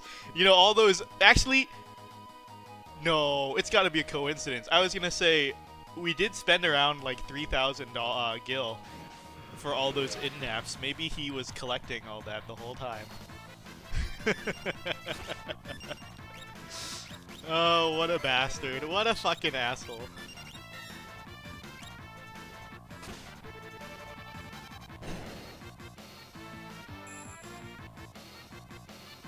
I literally took all of Locke's equipment off, gave most of it to Shadow, and now Locke is like naked. Okay. Yep, it's gone. It really is gone. My Genji gloves. Well, I'm pretty upset now. Let's see. I guess Sniper Eye. Wait, what's the peace ring do? Yeah, Sniper Eye's fine. Who's the treasure hunter now?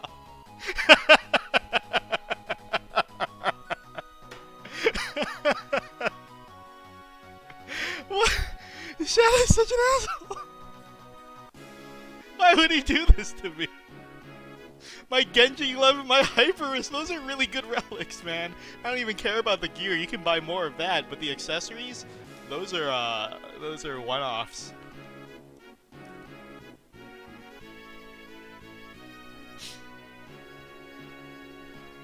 Wait, CSAM, does the hero ring give more attack than the Hyper Wrist? Because if so, then I'll feel a little better, but not by a lot. Losing that Genji is a lot.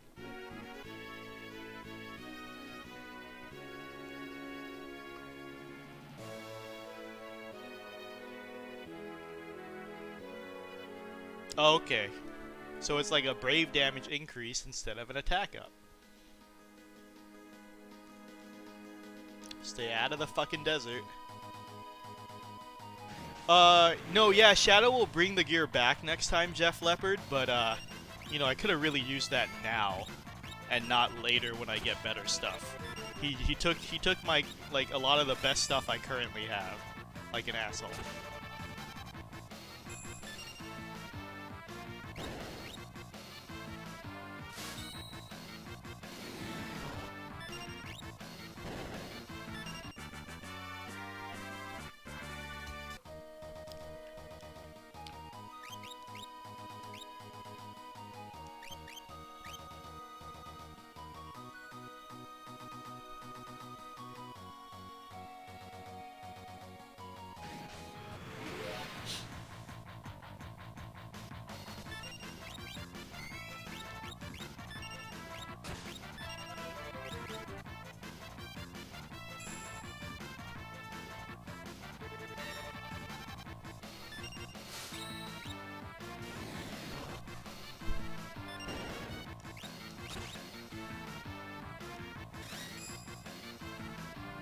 So many enemies in this game have a counter. It's fucking ridiculous. Yes! New Blitz technique! It's finally here. One of Sabin's most iconic blitzes ever. Do they call it the Phoenix Dance now? What do they call it? Rising Phoenix. Okay. Half circle. Half circle backwards. Half circle backwards.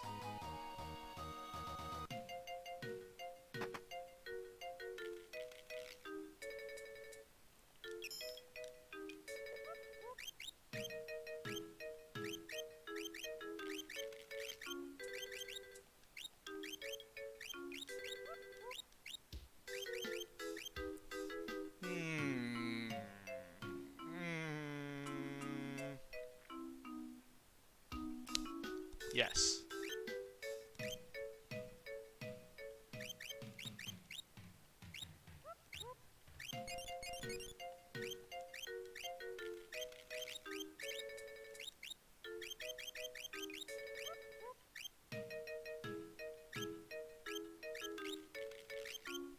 Yeah, that's fine.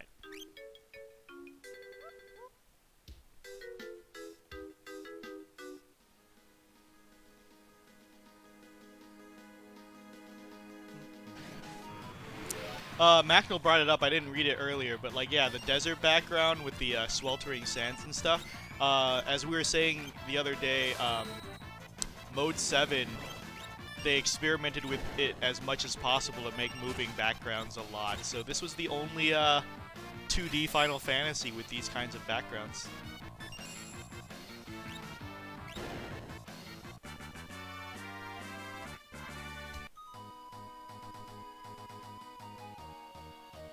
Flash, the flash weapon that we're using right now, that has to be Edgar's LD, because he already has drill and chainsaw and auto crossbow.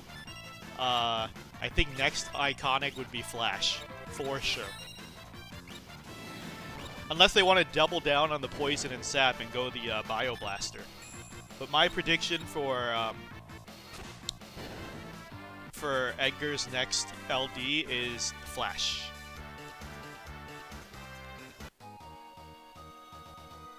Debilitator to imperil all. Yeah, right. On Edgar with no fucking elements. No way. Plus, his brother's already got the imperil gimmick down.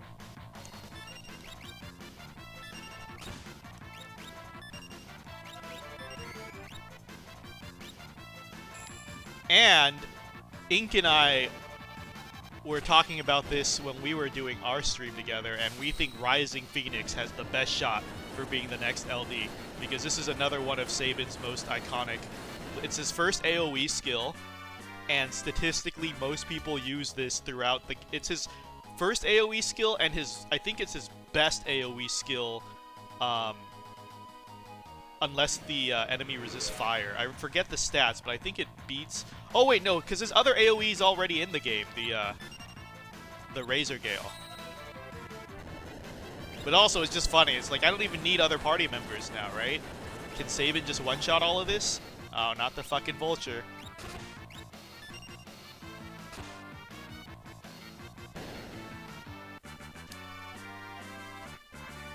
Edgar has a ton of debuffs. Doesn't he already have 3? Doesn't need more. That's too much.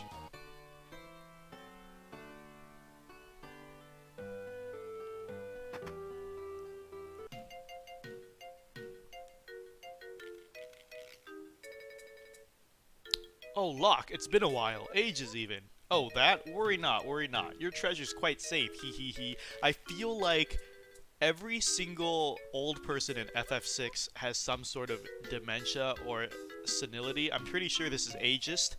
There are no good old people in this game. All the old people are either crazy or Emperor Gestal, who's evil. Emperor Gestal's probably crazy and evil, but there is no sane old person at all in this game whatsoever. Narshe Elder? No!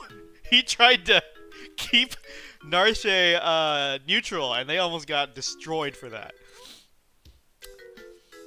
It's a good thing I just happened to have finished this herbal concoction back then. Now she'll never age a day. Hee hee hee, had to use my herbs, I did. Couldn't very well refuse with you begging me like that.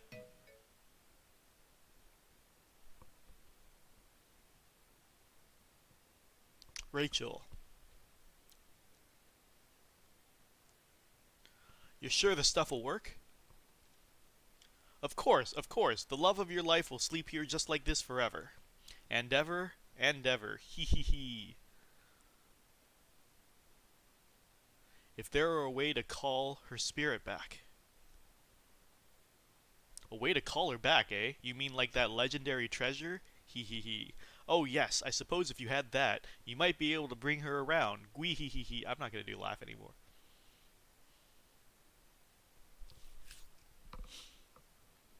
I failed her.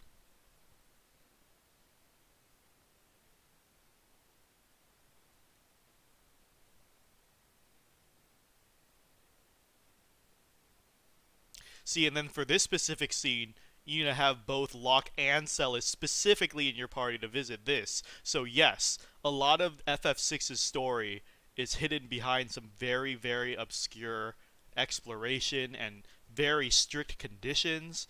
And, you know, you have to have the right party. So right here, the canon story party is Locke, Celis, Sabin, and the Figaro brothers, because they all get a bunch of, like, very, like, secret scenes for the next couple of towns.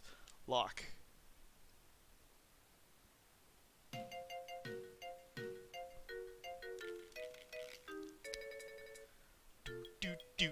Do. Alright, what were you talking, C-Sam? Something treasure? Top left house. Okay.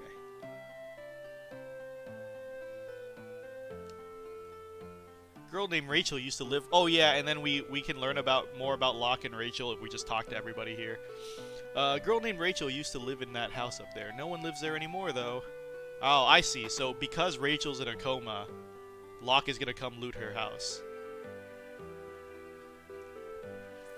I couldn't protect her.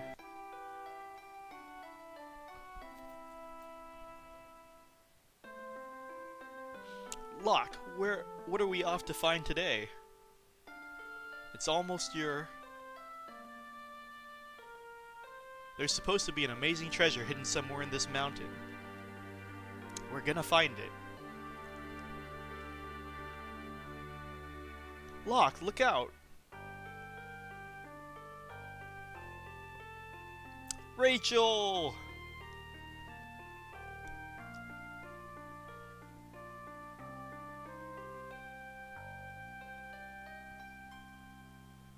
Rachel, are you awake?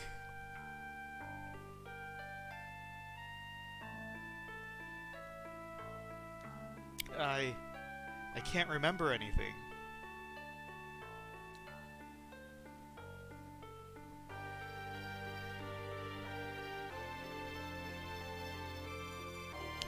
Get out of my house. It's your fault Rachel lost her memory. Wait, just let me talk to her. Please, just go away. I don't know who you are, but my parents get upset whenever you come here.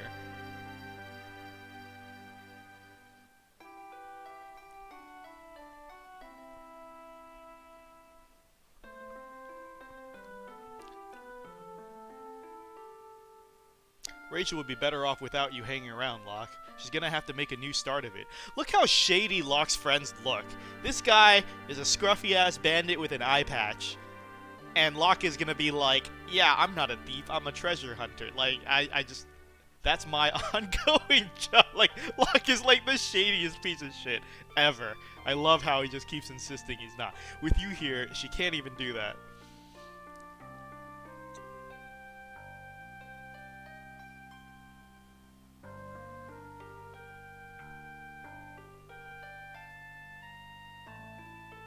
And now we get a hint towards, like, Locke's story, and Locke's whole character arc theme is he needs to learn how to let go. Like, right here, you know, even though Rachel has amnesia and he's causing trouble, he keeps trying to go back, and then even though Rachel should be dead, he's paying an absorbent amount of money to keep her, like, mummified, even though she's gonna be in a coma forever. He wants to preserve her body so that he can find this quote-unquote legendary treasure that'll bring her back to life, because Locke can't let go of the past. He's, like, obsessed. And, so we see that, like, he's finally trying to move on, but he hasn't given up. He's looking for the treasure, and in World of Ruin, the second part of the game, that's his arc too. Well, I'm not gonna spoil it, but basically, that's Locke's whole thing.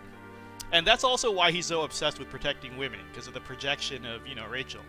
A year went by. When I finally returned, I found out that Rachel had been killed in an Imperial attack. Her memory had returned just before she died. The last thing she said was my name. I never should have left her side. I failed her.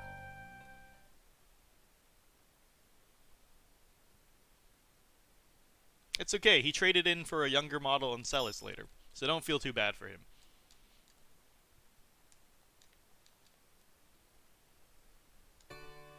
Alright, C-Sam, where's that stupid-ass treasure?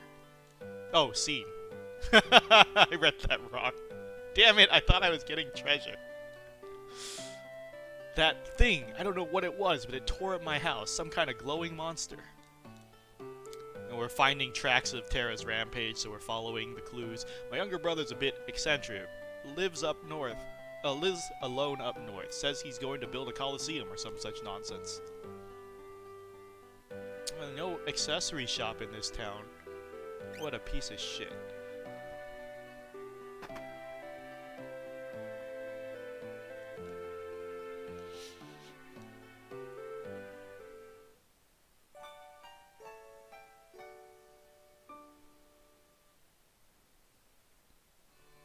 Hi, Taki.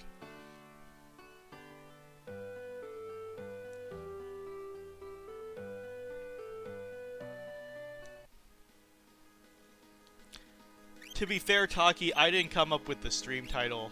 My streaming partner, Mark, did. So, you know, that's why it is the way it is.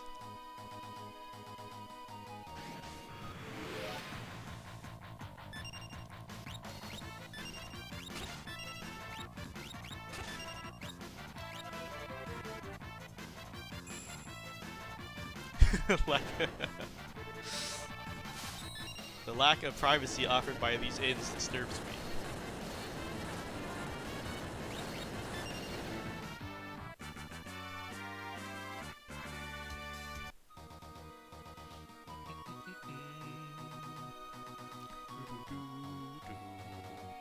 You know, so I said that FF6's battle theme isn't among my favorites, but I think the overworld music for FF6 is definitely one of my favorites for sure.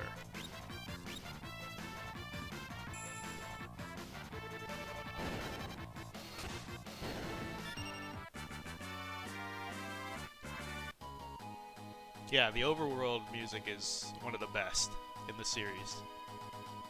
And that's not really fair, because some of the games like FF13 don't even have an overworld, I guess.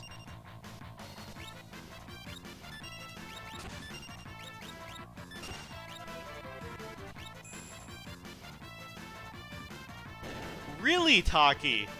FF6 was your most hated FF when you first played it? And now it's your top 4? That's actually my top 1, but I'm curious to hear how that transformation happened. Because it's blasphemous. Is this Mark? Are you Mark's alt? Mark, if you're gonna make an alt just to come in and talk shit. Macnol, can you, get that ban hammer ready?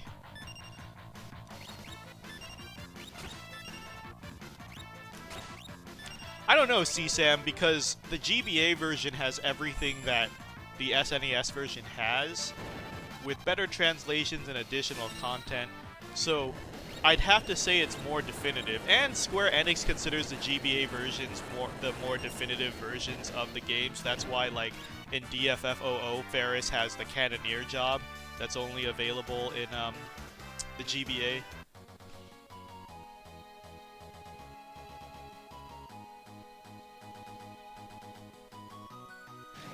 That is fair, that the GBA version has downgraded soundtracks and visuals, but that's never super bothered me, personally.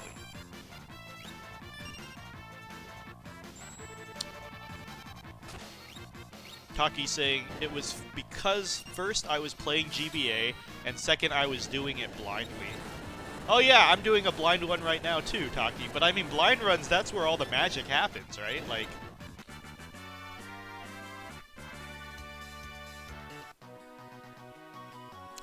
FF6 TWE on SNES rocks with the new translation. What's TWUE? Jador.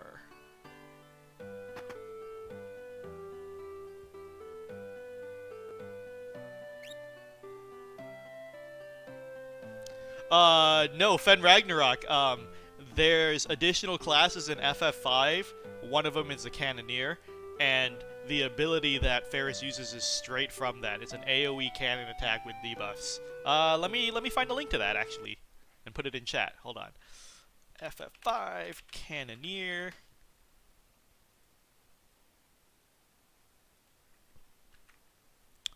And here's the stream.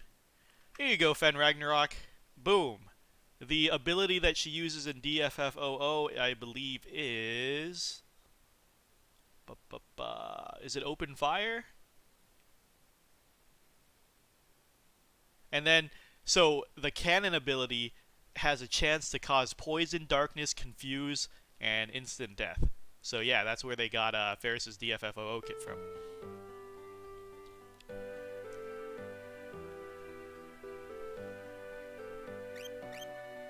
Taki, that sounds really interesting. Actually, if you can give the link to CSAM, I can just pick it up from him later when I'm not streaming.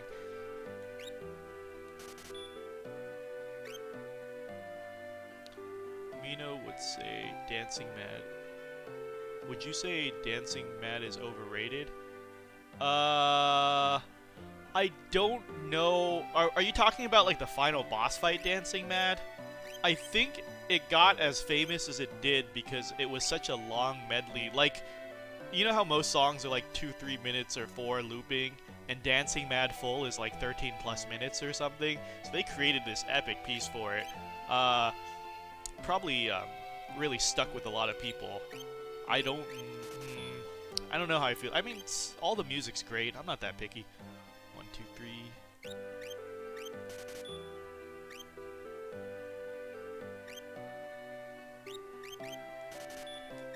17 minutes? Holy shit. Oh, my Discord link's broken. Macnol, can you fix that? Macnol, can you get a proper link, please? I'd love it. Hold on, Taki. We'll get someone to give you a updated link soon.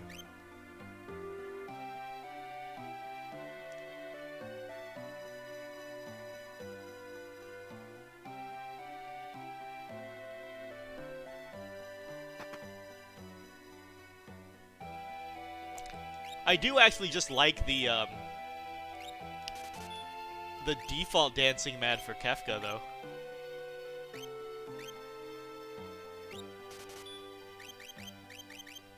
Look at all this shadow gear they're giving me when I can't even put shadow back into my party. Alright, everyone's in the back row now.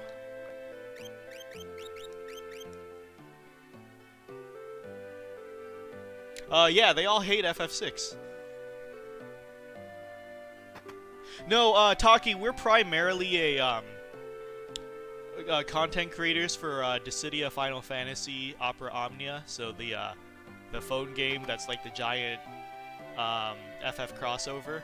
And, just on off days, because it's a holiday and I have extra time, I've been running through FF6, because there's a lot of FF6 haters, who fucking said that this game is overrated, and the only reason people say it has the best writing is because it's so bare bones that people's imagination just filled in for it.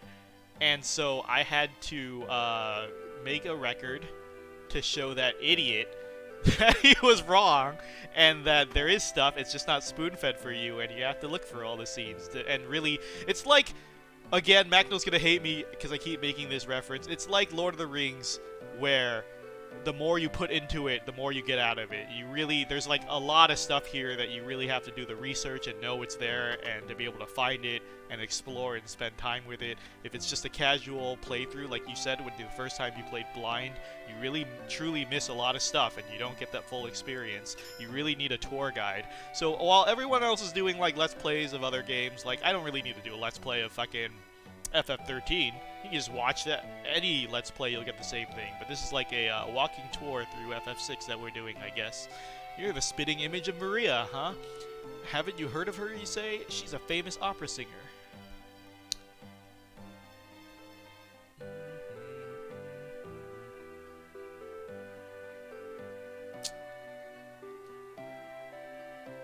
Maria, the famous opera diva, is absolutely gorgeous.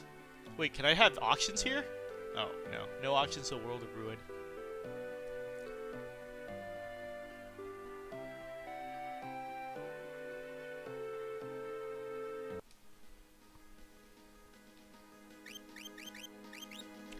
To Zozo we go. So, CSAM, if you want to cheat for me and look up the clock thing, so Zozo has a really cool gimmick that we'll get to. And while I think it's really cool, I don't want to do put the time in to solve it normally while we're doing this playthrough. So I'll talk about it when we get there. Did CSAM have it memorized? Because that's really fucking creepy.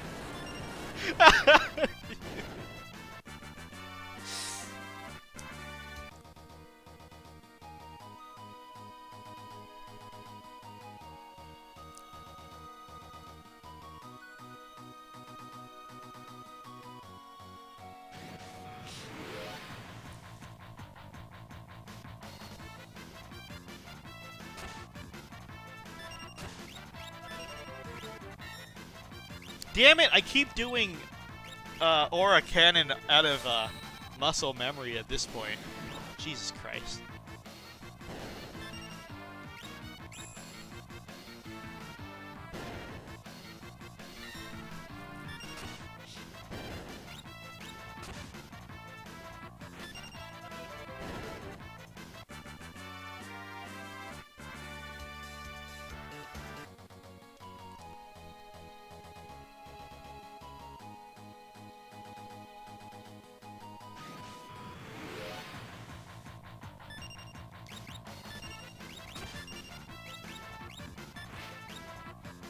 Hey Magnol, is this encounter rate just as bad or worse than FF4? Although I do remember reading that FF4 had bar none the worst encounter rate in the series.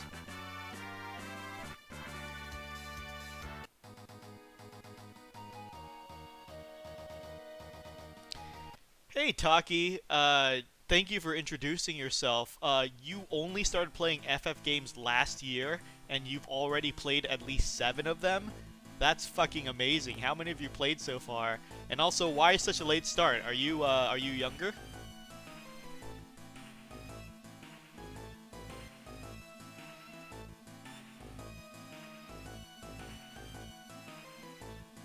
Okay, so I didn't properly explore Jador, the town, before this for enough exposition, because I forgot. Got distracted by chat. But basically, you're supposed to find out that Zozo is a shit town. So Jador is like, that's where the rich people go. That's why I hope when you saw that when I was walking around, it's all mansions, and they have like opera houses. They have the richest man who lives in the north who collects like priceless paintings.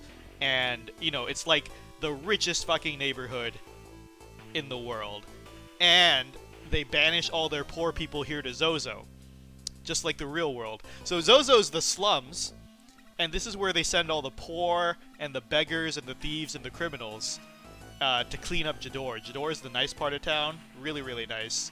And Zozo's the poorest part in the world. Richest part, poorest part, right next to each other.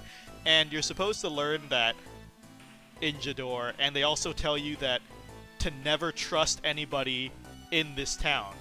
So the gimmick of this is everyone you talk to in this town is supposed to be lying to you. They tell you the time, and they're lying to you, and every time that you collect, you're supposed to eliminate off the list until you get the right time. Wait a minute, where's the clock? Hold on, let me see.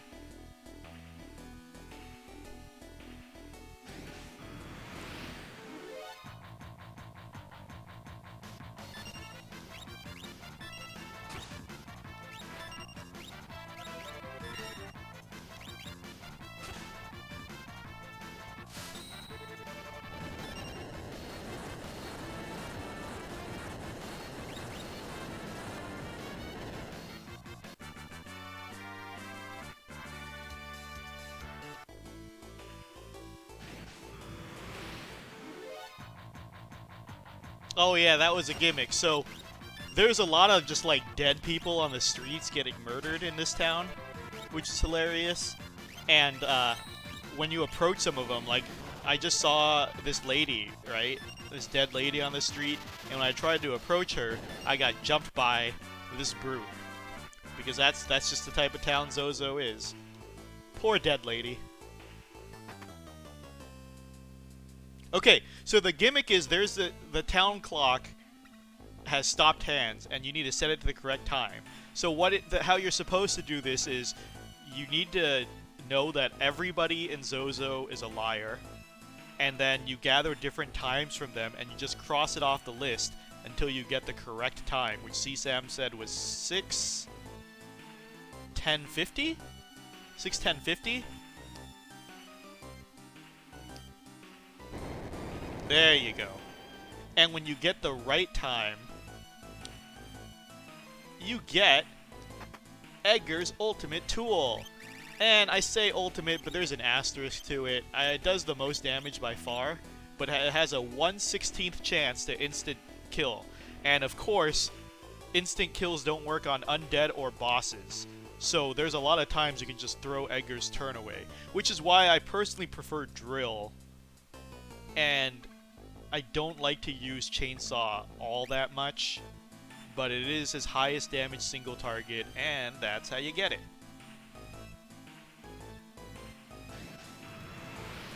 No, see, Sam, I could have sworn in the SNES version there was like a tool tab, and you can look at all your tools.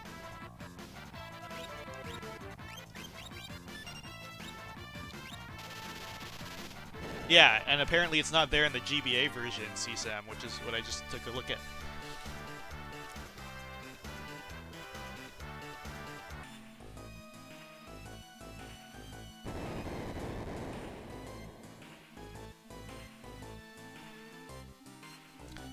Damn it! Oh yeah, and of course, Zozo's the only town that's considered unsafe and you get jumped in. Anyways, this is just perpetuating the stereotype that all poor people are evil, as Macnell always says.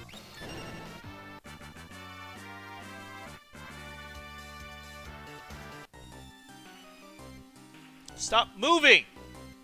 This place is dangerous. Be careful and don't do anything stupid like trying to jump between the buildings. So, remember, everyone in this town is supposed to be lying to you. So that's a hint to jump between the buildings. This is a very interesting town now that I think about it. I didn't think about it too much when I was a kid playing through this, but like, it is really cool how they shoved all the poor people into the slums, and every time you take a step, everyone's trying to rob you. And then, as we'll see, like, the slums are overcrowded, and then this is why the Espers chose this as their hideout, spoiler alert, because no sane person would come here. And they wouldn't attract attention.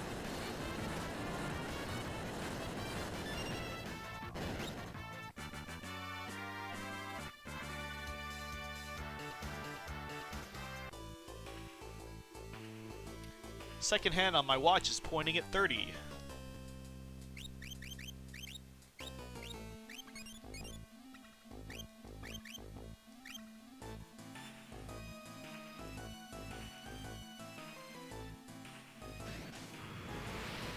And you have to climb all these high-rising buildings, like, yeah, it's interesting. This is what you do with poor people, right? You shove them into tall buildings so they don't take up a lot of space. Can you confirm this, Macnell? I think Macnell's a slumlord in Brazil or something. I forget. Something similar to that.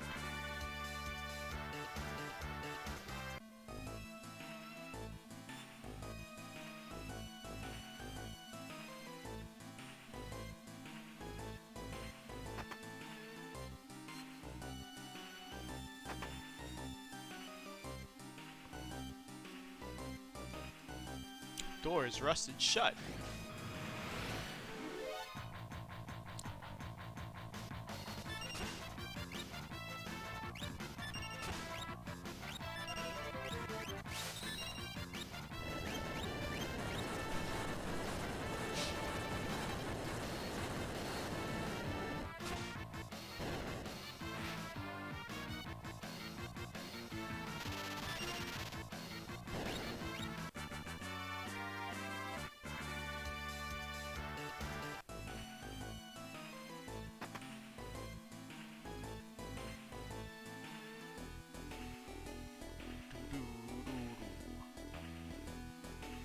Oh, a lot of dead ends.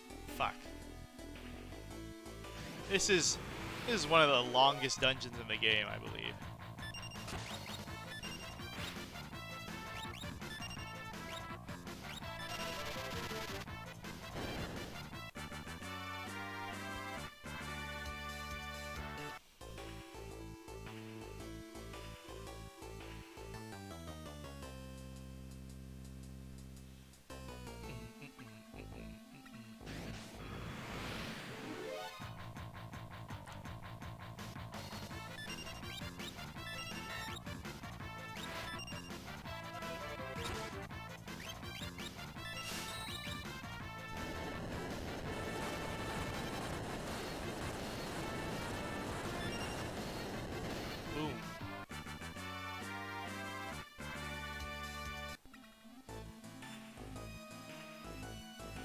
great people here. You can trust everything they say.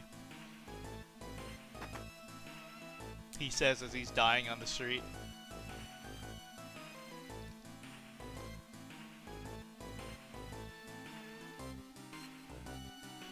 At these crowded apartment buildings you have to climb through. This town has a lot of personality, honestly, as a dungeon in Final Fantasy. Like I said, FF6 has some creative dungeons. If you asked me to name all the FF5 dungeons, I couldn't fucking do it.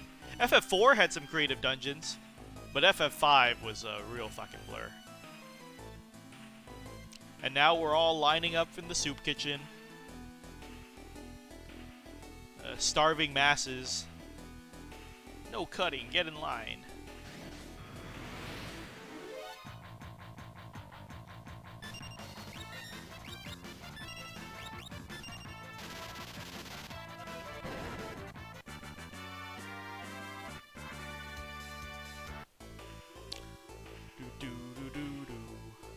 So many people. Overcrowding. Wait, did I miss treasure? See, Sam? Let me see.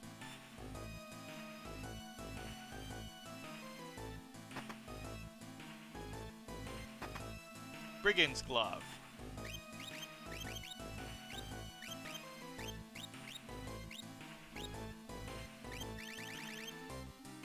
And now Lock and Mug.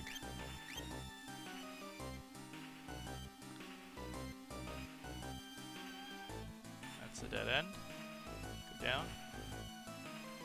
Yeah, you can murder people, but God forbid you cut in line.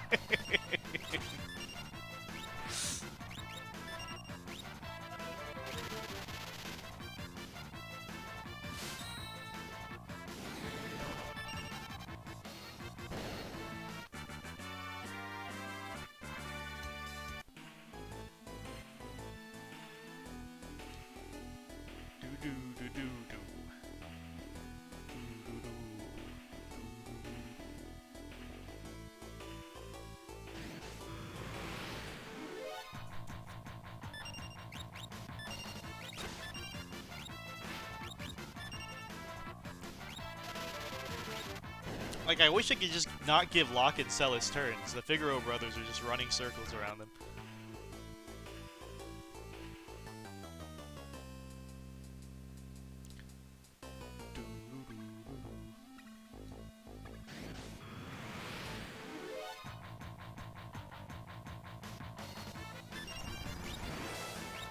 Oh my god, that hurt actually.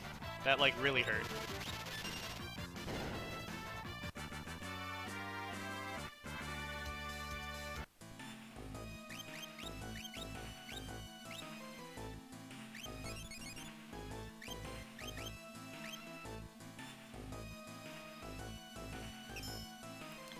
Ether, high potion.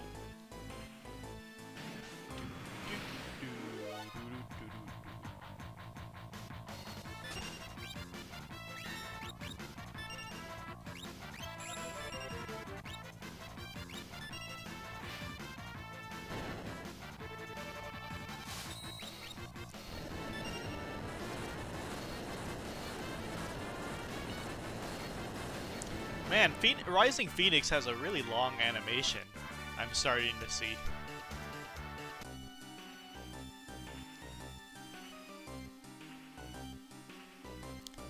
Seconds, they're divisible by 20.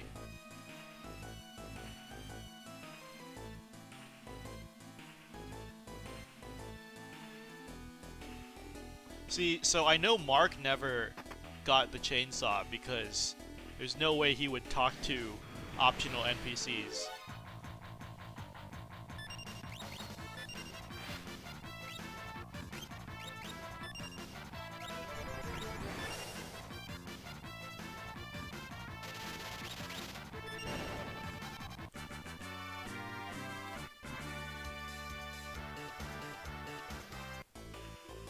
Climb the last building and get the fire knuckle.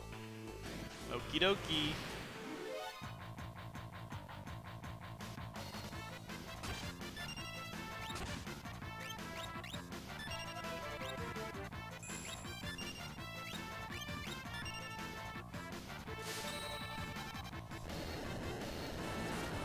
your way out, climb the last building. What last building? I thought I am in the last building, right, CSAM? I'm not sure which one.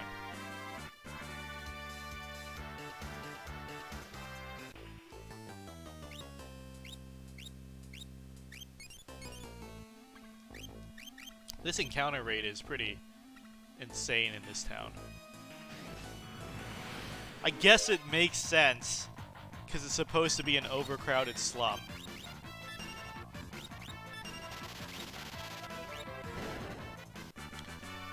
Okay, first the way in, got it.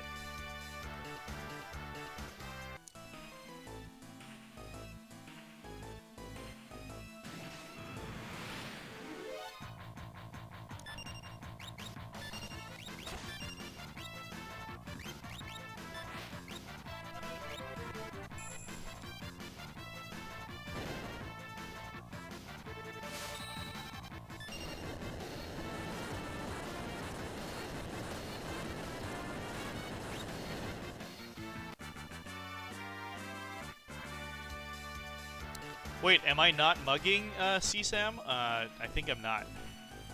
I'll fix it.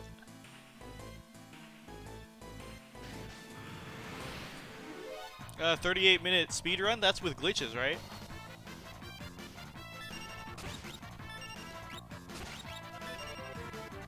Damn it, I didn't mug again, did I? Fuck.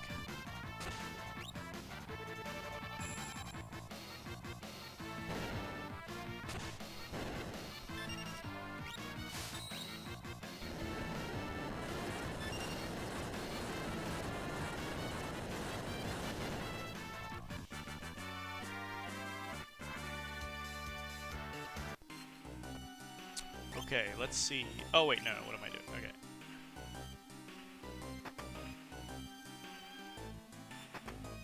Burning Fist! See, I got it, right?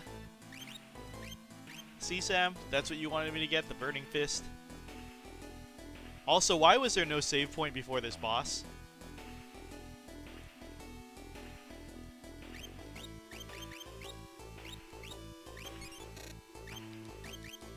I'm worried now. My under-leveled party, I don't know if I can take this guy on. What brings you up here on this fine day? Do you need to get through here? I'm sorry. I didn't mean to be in the way. Again, remember, everyone's lying in this town. I'm not very strong in a fight, and I'd hate for there to be any trouble, so why don't I just let you pass?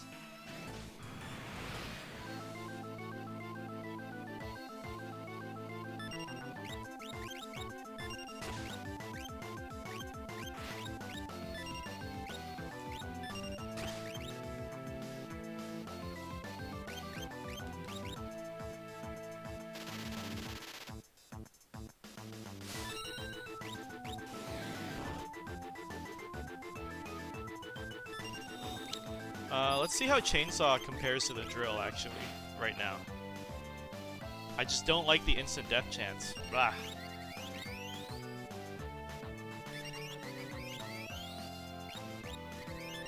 Oh my god, that's so many potions. This must be how the monsters feel when they fight me. Yeah, doesn't seem that much stronger than the drill. I know it's technically stronger and it amplifies more with the potency, but I just like the reliability.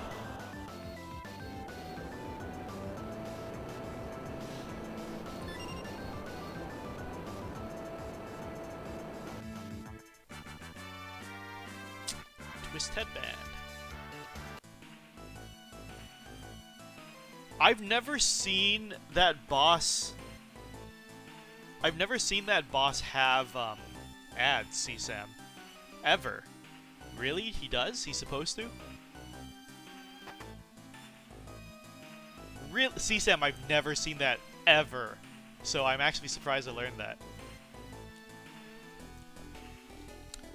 Grr. Terra? Terra? She's frightened.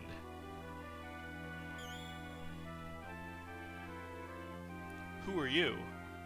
This girl is your friend, I presume. Is she alright? So her name is Terra. Terra, you say? Interesting.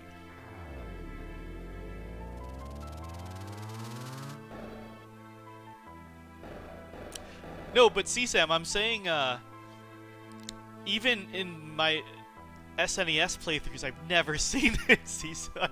I mean, I'll believe you that it exists, but I'm saying, wow, I've never encountered the ads before. Her life is in no danger. She simply used a power she didn't know she had, and it overwhelmed her. Now her body won't listen to what she's telling it to do. As for myself, I am Ramu, the Esper Ramu. You're an Esper? Don't Espers live in another world? That doesn't mean there's anything stopping us from living in this one. Espers come in a variety of forms. My appearance is similar to your own, so I can live here as one of you, without fear of anyone discovering the truth. Why hide the fact that you're an Esper? Humans and Espers are incompatible creatures. But my grandma told me that humans and Espers once lived side by side. Of course, that was only a bedtime story. That's interesting that Locke got unique dialogue there. No, that was no fairy tale. That was the truth. Humans and Espers used to live together in harmony, at least until the War of the Magi. Until the War of the Magi?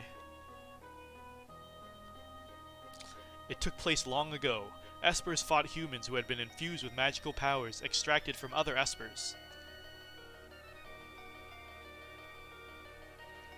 After the meaningless war had ended, the Espers fashioned a new realm to which they exiled themselves. They feared that if they remained, it would only be a matter of time before their powers were targeted again. But then one day, about 20 years ago, humans stumbled upon the entrance to that hidden realm. Humans who knew of Espers and the secrets of our powers. And thus began the hunt, for Gestalt, the leader of the men, knew that he could use the powers extracted from us to create an invincible army.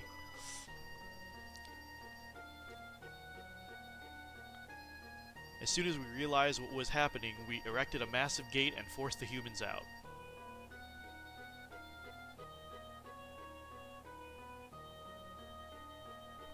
Those who were captured are now in the Empire's Magitech research facility, being drained of their powers. I narrowly escaped that same fate, and now I'm here with you.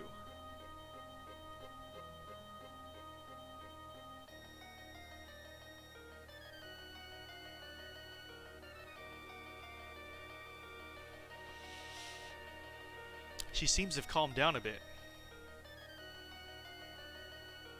I called Terra here to me when I sensed that she had lost control. She responded to that call. So Terra's an Esper? No, she's a bit different from us.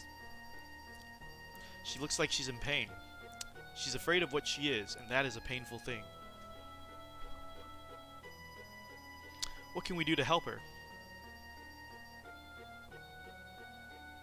Once she understands her true nature, the fear and doubt should subside. Is there nothing we can do? The others of my kind who are trapped in Gestalt's Magitech research facility may be able to help her. And if we can get inside that facility, you're sure we'll find them. The Magitech research facility? Your people are in there? I escaped alone, abandoning my friends and hiding here like a coward, but I fear I can remain here no longer. What do you mean? Gestalt's methods are mistaken. You can't drain an Esper's powers by force. That weakens them. Only when we become Magicite can our powers be transferred in full. What are you saying? I'm going to turn myself into Magicite so that I may lend you my strength. Magicite? Magicite is an Esper's power in its purest form. When an Esper dies, Magicite is all that is left behind. But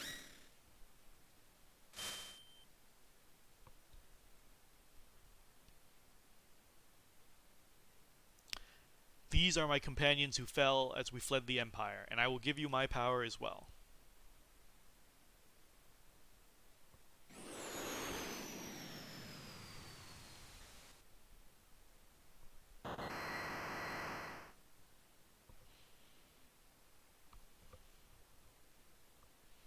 He just isekai'd himself.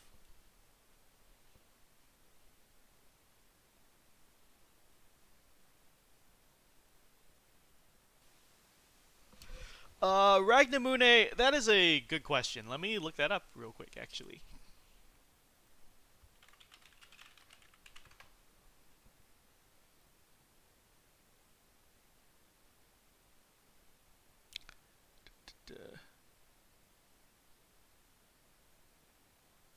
No, they call it something completely different in Japanese, and it's basically like because they don't say magi or anything.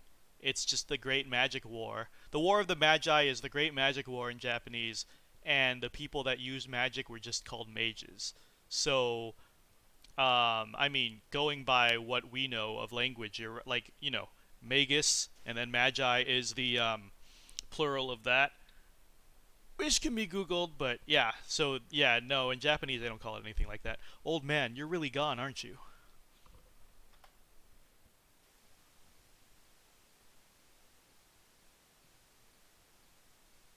CSAM, nobody gets Espers in a no Esper playthrough. Celis and Terra have to carry on their natural magic, and they do learn more powerful magic as they level up. He turned himself to Magicite. He gave up his life to help us. Yeah, and no stat buffs, yeah. So, let me go to the bathroom and get some water real quick, and I'll be back with some short exposition.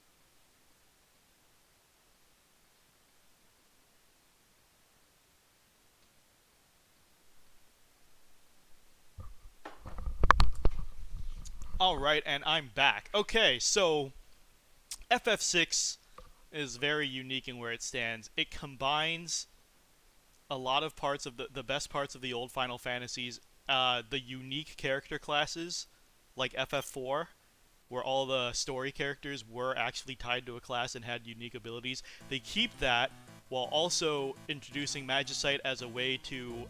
Another FF tradition is to make every character a blank slate, like FF7, right? Where they just have the limit breaks, but then whatever materia setup you want to give them and whatever kind of character you want to turn them to, that's what the Magicite does by giving everybody access to the same magic and altering stats on level up. If our power is used for destruction, the skies will darken and life will fade from the earth. You must stop them. Must not be a second War of the Magi. Obtained Ramu. Hang on, let me obtain HaateXIII. And I know I'm saying that wrong. Obtain Kirin. And Siren. So how it works is...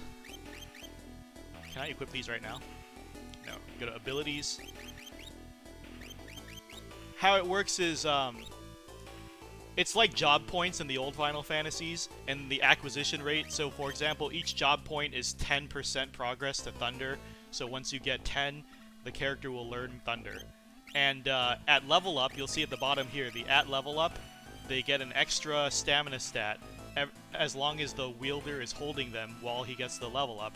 And this is how you kind of tune your character's stats and their moveset. You can teach them any type of magic, and you can alter their level up stats. But we're doing a no Esper playthrough, so we'll see how that goes. And also, so gameplay mechanic wise, we talked about how FF6 gives you lets you eat cake and have it too by either keeping your characters unique or making them blank slates, just like a lot of other FFs.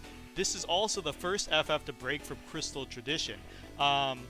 They said, again, FF 1 to 10 is all the original cast. 12 and up, was new people, so they abandoned this idea. But 1 through 10 always kept the crystal motif, right? The crystals from their creation were supposed to be things that pass on memory.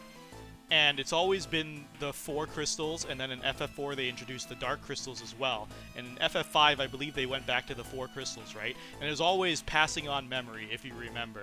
FF4 crystals recorded memory, FF3 crystals recorded memories of great heroes. That's why when the Onion Knights used them, they can become those classes. And in FF5, you know, there were different wielders of the wind crystal, etc., that they kept passing on. Memory is all the FF trend of crystals. In FF6, they finally break away from crystals because, again, FF6 is the trendsetter here. And what replaces crystals is Magicite. And Magicite is the same concept, where they're passing on the memories of the Espers to teach the wielder their abilities and skills, or to be able to call on like a shadow of themselves on death. So Magicite is the dead form of Espers, and the Magicite are their memories crystallized. And this is something that you see gets passed on up till 10. FF7 had the Materia, which is the planet's memories made manifest, right? Which teaches you the abilities and everything, and how you can extract materia from things. And FF9 obviously went back to old school crystals, and FF10 had the spheres that recorded memories and passed things on and rekindled things. Like Orin had to collect all the spheres to kind of unlock his overdrives. That typical theme is what they passed on. So FF6 did it really well. It was the first one to break away from the crystals while still keeping the motif. Everyone's here. I was just thinking, let's talk on the way back down.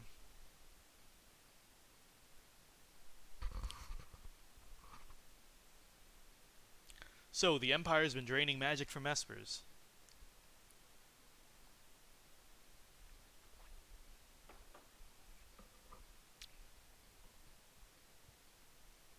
Celis, was all of that true?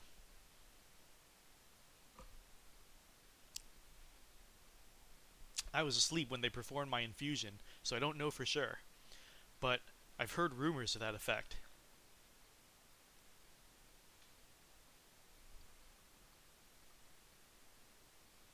Then I suppose we must find a way to slip into the Empire. We'd best split up again. We still need to beef up our defenses in Narration. That would indeed be wise.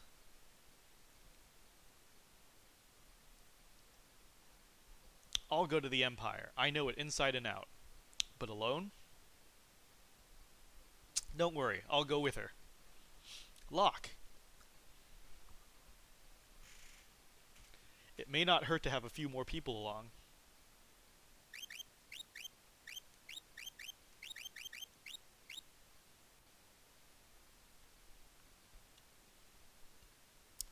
Wait for us back in Narration. Don't forget, we'll be fine.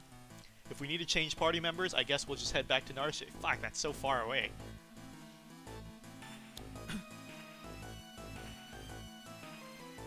So, how are we going to get there? The Tisarati, you're not wrong. Walk and talk. So, the Empire's on the southern continent. They've closed down all the harbors, so there aren't even any ships sailing there anymore. The town of Jador to the south is full of wealthy aristocrats. One of them might know a way in. Where there's a gill... That's a pretty clever line. Localization. Locke, yeah? Why are you coming with me? Well, there's a rumor about that legendary treasure being there and all. I just wanted to have a look around. Tsundere Locke.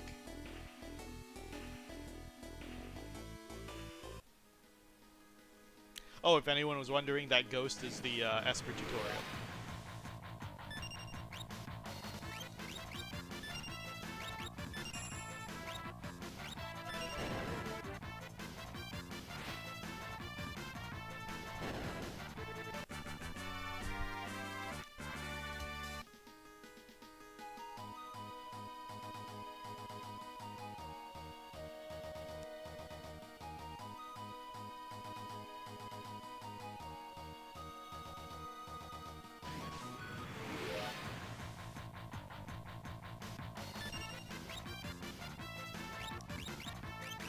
Whoops.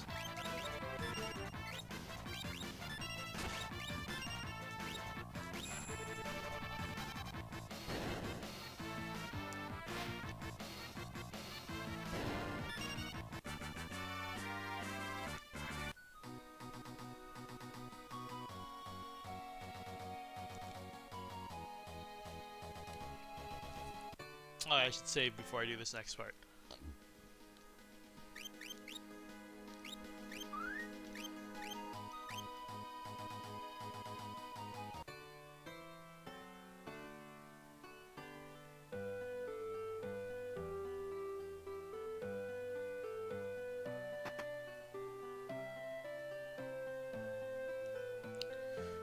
Maria?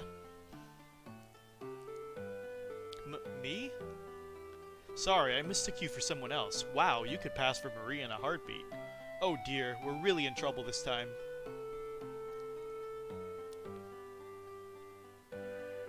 Celis looks like Maria?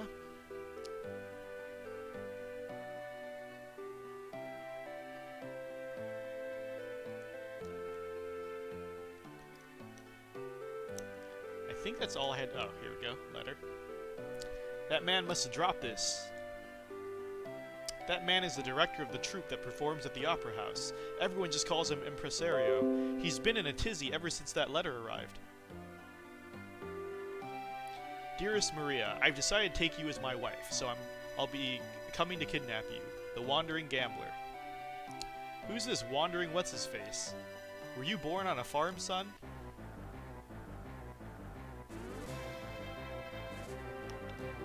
Setzer is the very first playable character Tetsuya Nomura ever designed.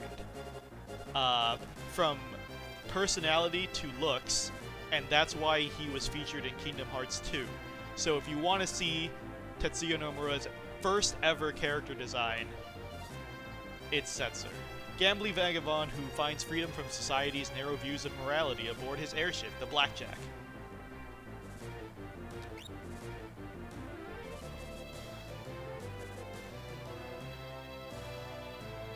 That would be Setzer, owner of the world's only airship.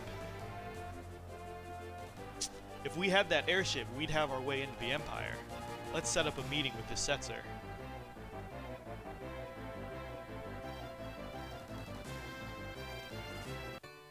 And the airship music in FF6 is also one of the best.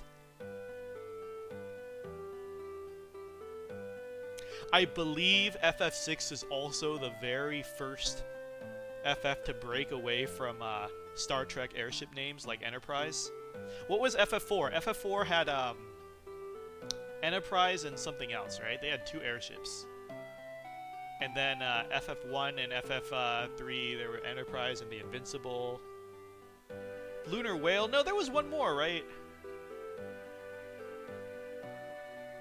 I don't remember, but finally they made an original ship name with Blackjack. And then in the World of Ruin, you go back to Millennium Falcon. Oh, there you go, Falcon. There you go. Yeah. So FF4 had the Enterprise and the Falcon as a tribute to both. Now it's Blackjack and Falcon here.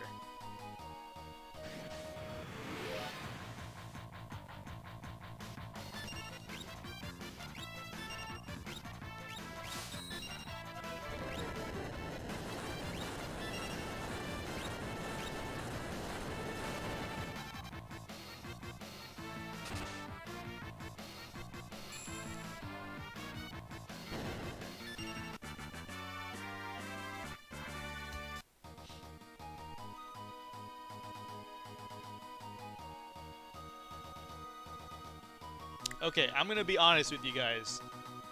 A lot of people claim the FF6 Opera House is one of the most iconic moments in the series history.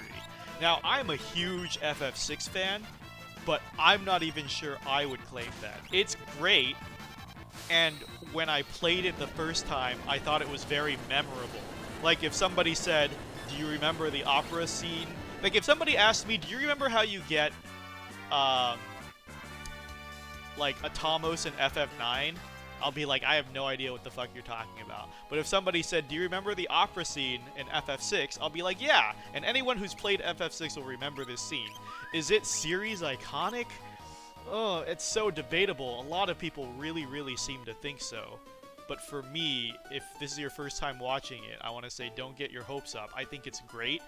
And again, FF6, every location's so unique, but one of the best scenes in the series? It's tough. We read that letter, so Setzer's coming to snatch Maria away. He'll probably appear right at the climax of the first act. He loves to make an entrance. Alright, when he shows up, we'll jump out and nab him. Dear me, no. You'll ruin the performance. I'll lose my job. But if you don't do anything, Friend Ragnarok says, I mean, if someone asked me what the most memorable thing in FF6 was, I would say it's the part where Kefka did that one thing. I'm too scared to say exactly because of spoilers. Miss Tilton says, what are your thoughts on the best scenes in FF7? Like, my personal opinion is the most memorable stuff in FF7 is obviously you're going to get the reactor bombing in the opening of the game. When the weapons wake up, when Sephiroth stabs Aerith, you know, these are all, like, huge iconic scenes everyone remembers. And, for me personally, I think, Sid taking off in the rocket was super memorable as well. Why? What did you have in mind? Oh, FF overall? Well, Aerith's death is always, I think, gonna top the chart for a lot of people. If we're talking like FF6 itself, like Fen Ragnarok said, the scene that transitions between the worlds, that's a really big one. Or Figaro diving into the sand for the first time is more iconic to me. Or the floating continent is super iconic to me as well. Opera House, very memorable, but, you know, best in the game, questionable. Macnell says, oh yeah, Gold Saucer for FF7 is very, very memorable. Oh, when Cloud wears a dress is very, very memorable. Macnell says, I love the opera sequence, but for me it's certainly not more memorable than Kefka's axe, like poisoning the water or destroying... Yeah, like, FF6 had a lot of great moments, and I'm not saying the Opera House isn't memorable, it's just, to me, it never stuck out as one of the best scenes in the series. Oh, this is simply horrible. I want the performance to be a success, but I won't want Maria to be abducted. Yeah, Phantom Train is another huge FF6 scene. Let him grab her. We'll use a decoy. Once he's got her, we'll follow him right back to his airship. And if all goes well, we should be able to commandeer it.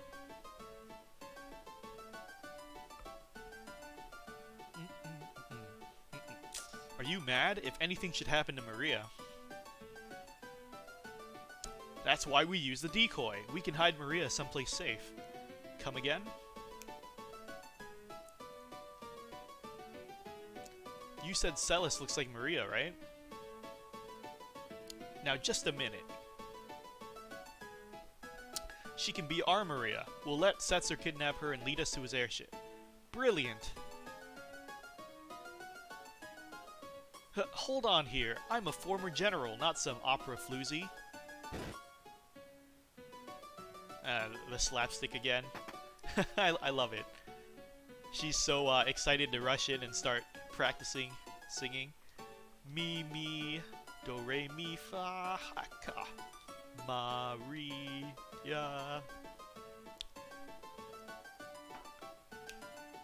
That's the spirit. Wahaha! I got my own little surprise plan for y'all. Just like Setzer. It'll be tons of fun. Tons of fun, get it? He emphasized tons.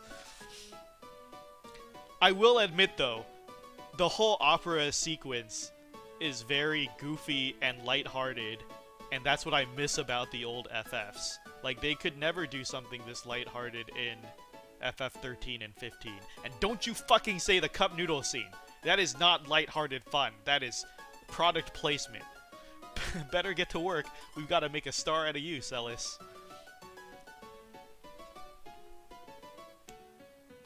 Gah, isn't anyone gonna read it?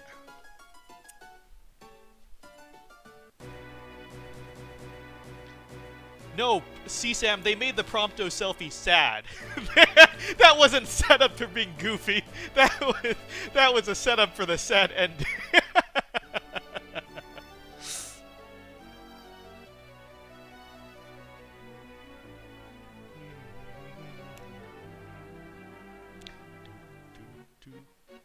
I will say, I'm pretty sure when this game first came out, people were probably amazed by the opera music playing. Because again, just like the Dancing Mad, it was a full suite Like 20-something minutes of music, not like a 3-minute track on repeat. The war between the East and the West was growing more violent by the day. Draco, a soldier from the West. Yeah, exactly, Tisarathi. The music was mind-blowingly good for an SNES game. Let's be honest. I guess you can't really play a lot of SNES games and hear a legit, like, opera track.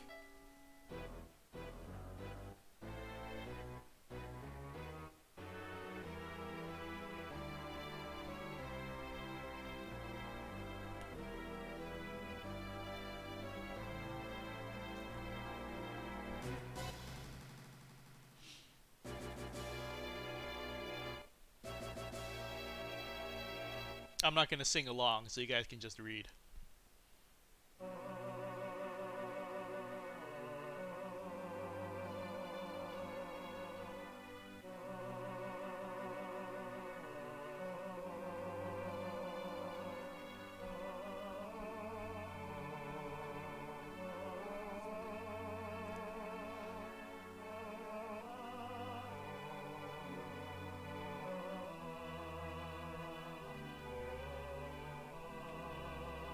The localization is pretty fucking amazing.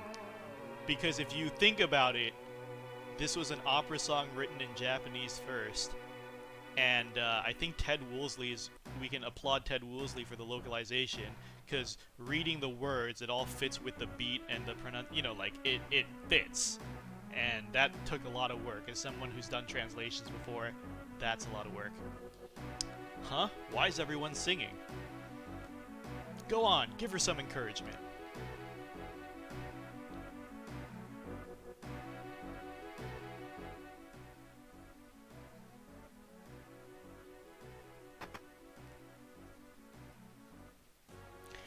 The opera scene is also just a great piece of pacing as well, because think about it. It's sandwiched between two extremely serious things. You were just in the murder slums of Zozo, learning the heavy history of the Espers and what they're coming, and they're like, you gotta destroy the Empire, you gotta infiltrate the Empire. They're cooking up a doomsday weapon, and then afterwards you go to Vector and the Imperial capital, and it's very dark there too.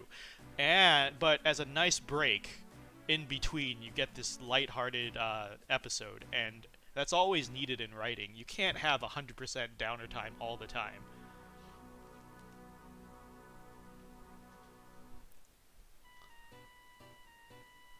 Have you always been that pretty?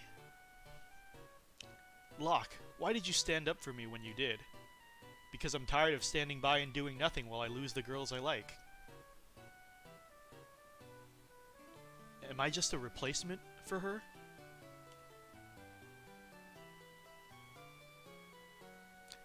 That ribbon looks nice on you. I have to go on stage soon. This next scene's an important one.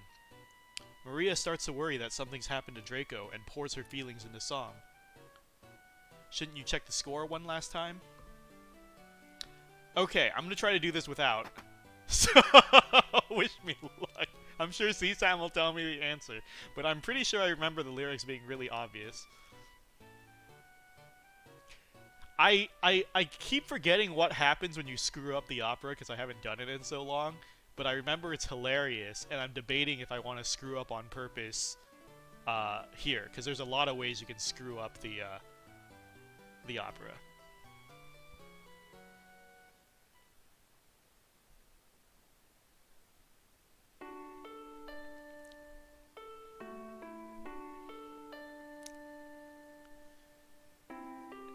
The Western armies were defeated and Maria's castle falls into the hands of the East. Forced to wed the Eastern Prince Ross, Maria still thinks only of Draco as she gazes at the stars each night. It's Oh My Hero. Iconic.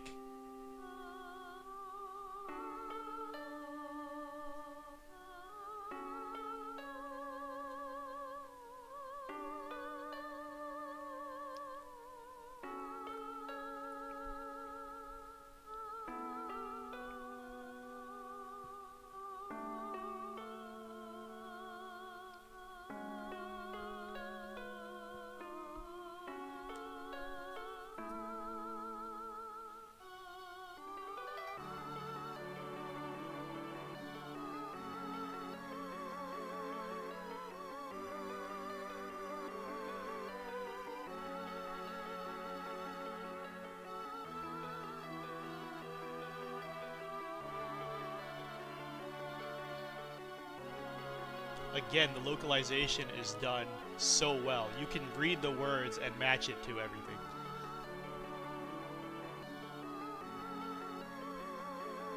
Yeah, well, I'll comment after it's done. I don't want to ruin the scene.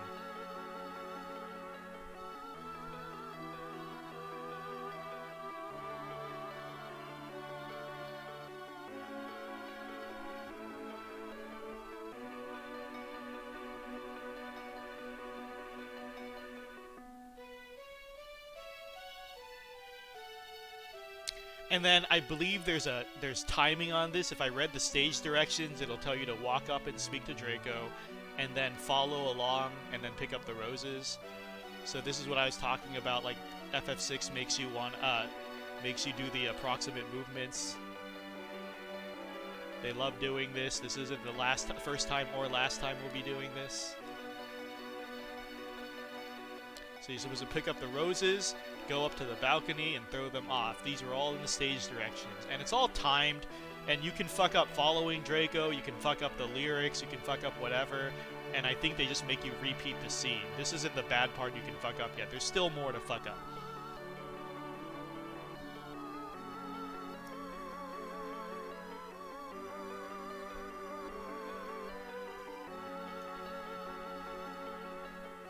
This is foreshadowing, by the way. Spoiler alert. This whole thing about, again, the writing in FF6. Oh shit! I should wait till the song's over. I'm ruining it.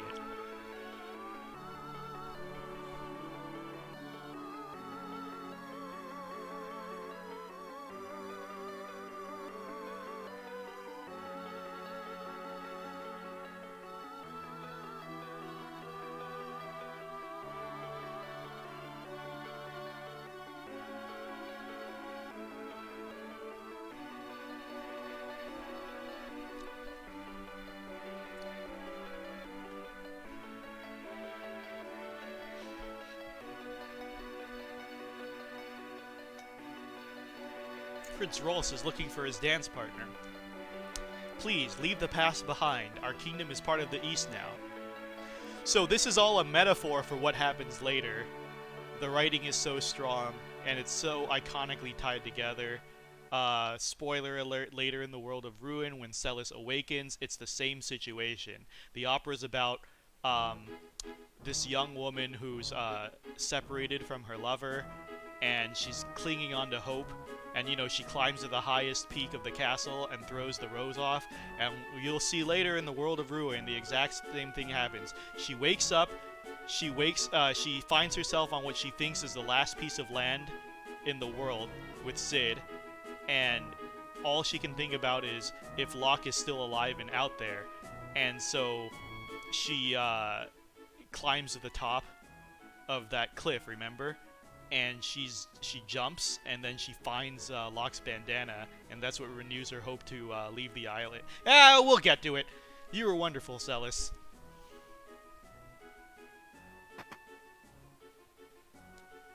I owe you guys one, so I'm gonna jam up your opera, Ultros. Uh-oh, better tell the impresario. Oh, Tisarathi, by the way, Cid's death is canon. The developers have said that too. They're saying the canon storyline is you feed him shit fish to get all that extra story. You actually skip a lot of exposition and lore if you save Cid, which is hilarious.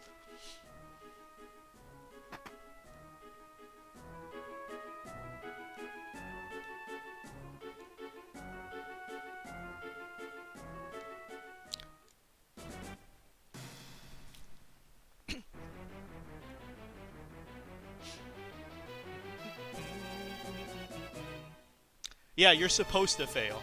The Western survivors attack. And like, if you buy the Ultimania, they're saying that's how the story actually goes. There's a lot of games where they give you the option to have a happy ending, but the better ending is usually the tragic one. And that happens a lot. That happened in Ask Creed too. Ask Creed, it happens a lot. It's an open world game where you can save everybody, but you're not supposed to.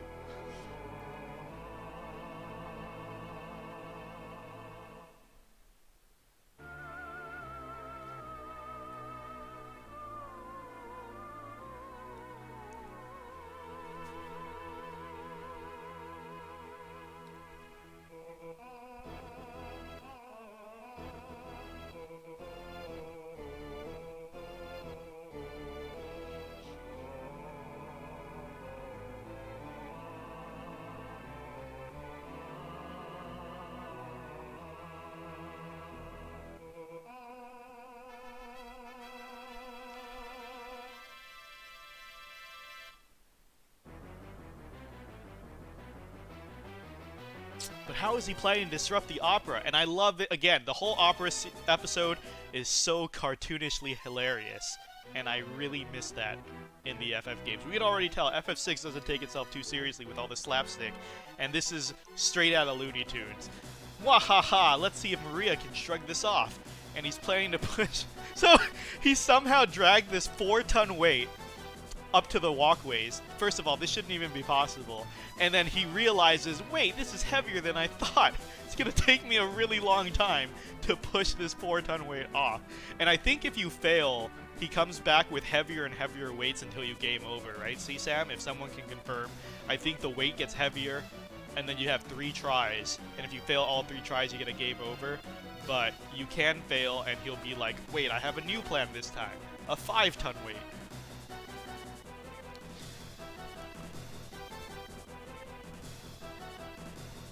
We haven't a second to lose. Talk to the stagehand in the room up on the right. He'll help you get up there.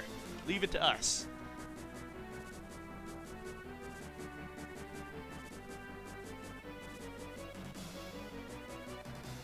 And to lend to how great this scene is, let's look at all the failures. The impresario sent you. You need to get up to the catwalks, lower the switch to the far right, but don't touch any of the others. I guess this one just barks. And we just shut off the light in the opera house.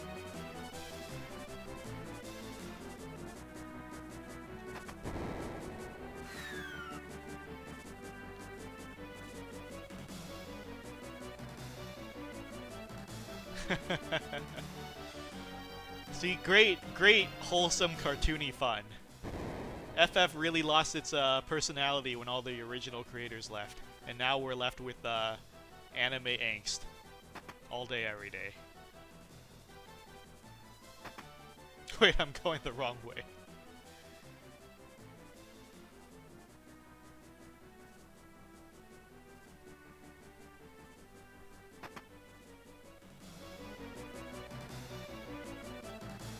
Oh yeah, TCC, I'll read that when I get into a fight.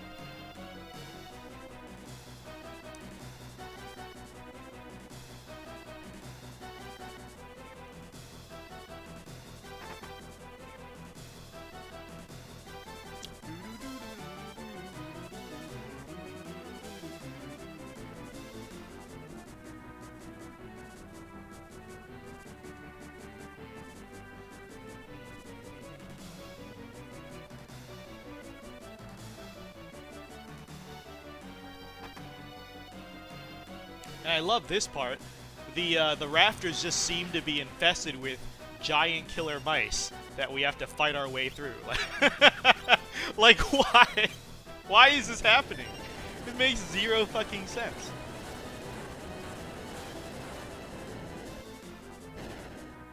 These are some tough-ass giant mice, too.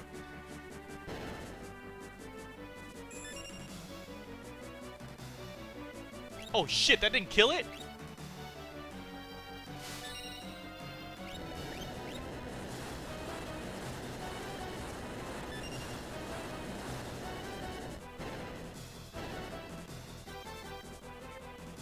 They're obviously Ultros' henchmen. I call bullshit. I think they're just giant mice that live in the fucking opera house.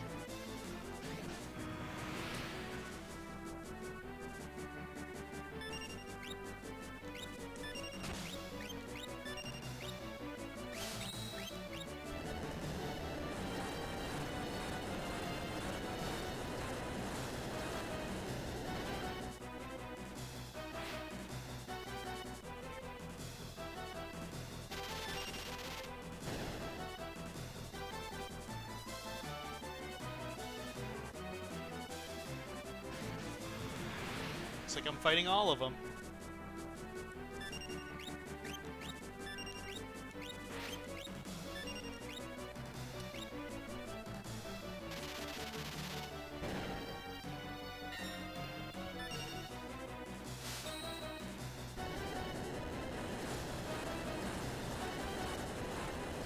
Oh, I just noticed that Sabin's Phoenix, Rising Phoenix makes use of the Mode 7 for the background, the sweltering heat. I don't like that the little flames he shoots out are images of himself, but what you gonna do?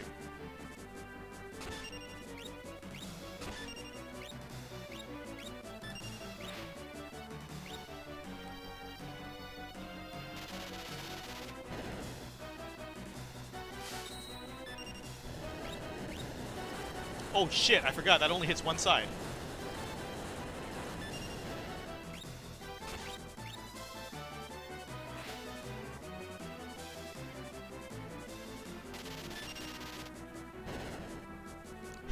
The mice are mutants. Wonder how the food's in the opera. Oh, right, sorry. So TCC was saying if you fail the singing part, her voice warbles, the orchestra misses notes and stops, and the crowd starts muttering, and then you get kicked out, and they say, and I think the impresario tells you to try again the next show. So I guess the show's so bad, Setzer doesn't want to come and kidnap Maria.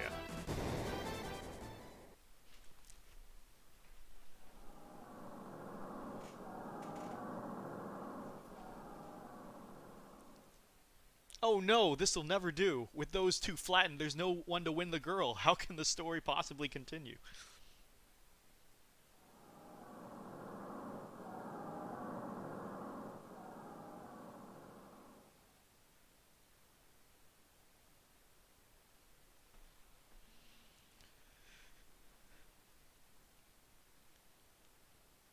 Neither Draco nor Rawls will win Celis's hand. It is I, Locke, the world's premier adventurer, who shall take her as my wife. Oh dear, what dreadful acting. Silence, knave. You stand in the presence of octopus royalty. A low-born thief like you could never defeat me. And see, the add to the wackiness of the scene, I love how Ultros and Locke are both playing along and trying to keep the play going. And, like, role-playing the different sides. Like, Ultros was such a fun character. I challenge you to a duel. Might as well make the most of this. Music.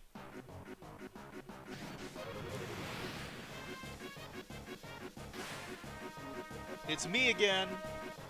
Long time no see. Did you miss me?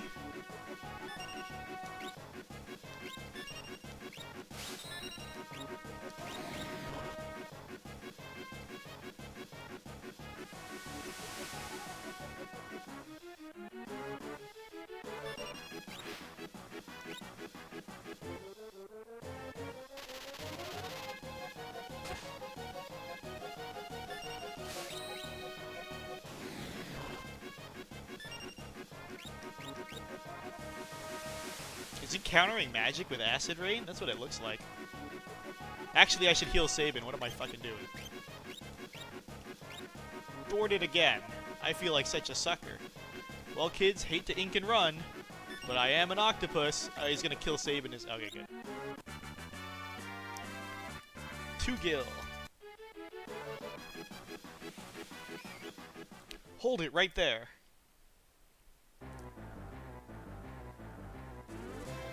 My compliments on a most impressive performance.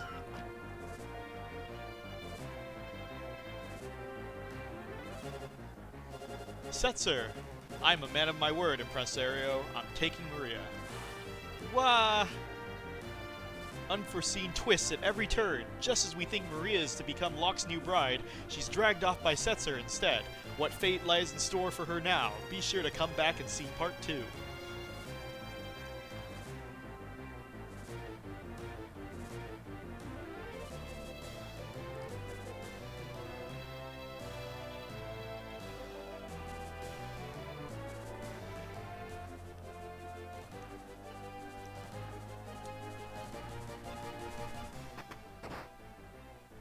Don't worry, I'll give you plenty of attention later.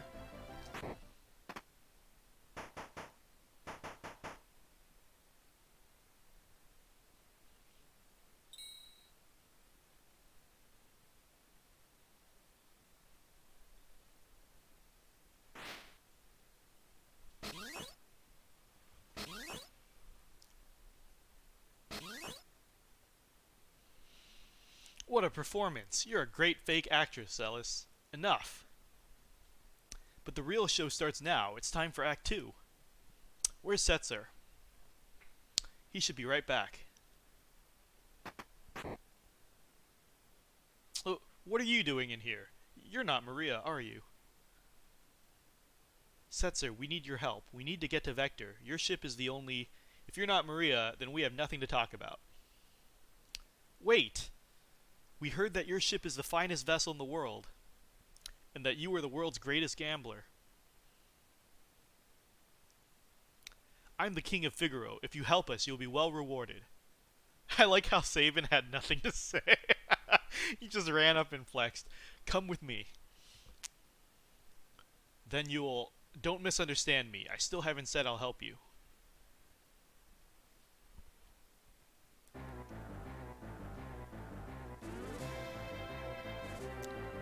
Business has been awfully slow lately, thanks to the Empire. You're not the only one suffering. The Empire has been toppling towns and villages left and right. So if Cyan is there, he would mention that he's a retainer of Doma. Got it. They're abusing their Magitech power and trying to take over the world. My kingdom was allied with the Empire, until recently. Maybe you want to be a slave to the Empire, but I sure don't.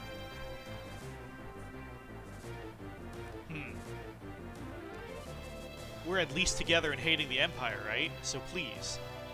You know, I think you may be even cuter than Maria. Huh? Alright, if Celis becomes my wife, I'll help you. Otherwise... What? Are you crazy? Fine. Great, it's settled. But I have some conditions.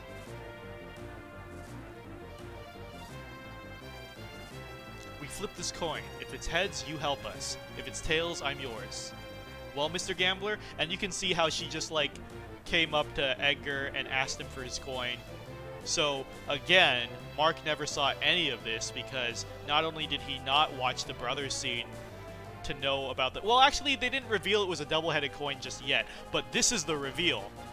If you did all the sequences right, we saw the brothers flashback, and bringing Edgar here, you see Celis go up to him and ask for his coin.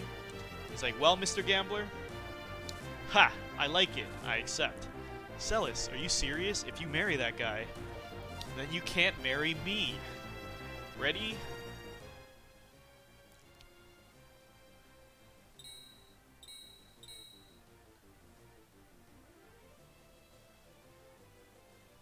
Heads. I win.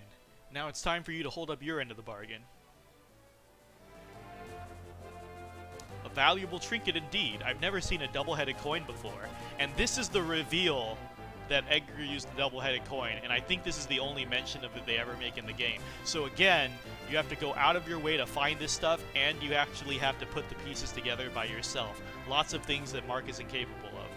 And then of course, Sabin is sitting here the whole time, watching this happen, and he's like, that coin! Edgar, don't tell me! I'm afraid you've been hustled, Mr. Gambler, but that's part of the game now, isn't it? Ha! How low can you stoop? I love it. Alright, I'll help you. Gambling against the Empire with nothing to lose but my life. I haven't felt so excited in years. My life's a chip in your pile. Ante up.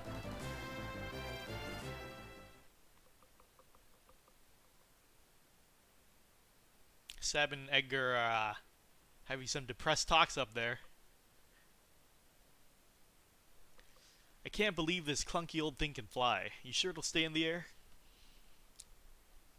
When things fall, they fall. Life's a game of chance. You play your cards, and fate plays hers. They'll spot us in the air from miles away if we try to fly this thing into the Empire. We'd better land a safe distance away. That sounds like a good idea. I'll stay on board and keep the ship ready to take off at a moment's notice.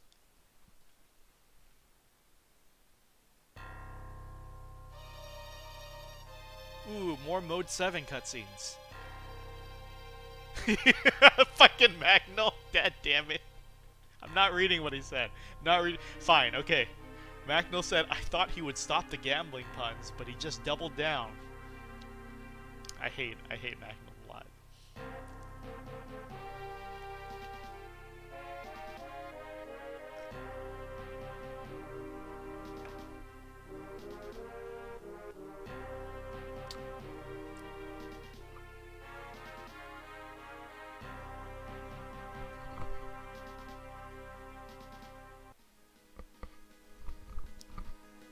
Alright.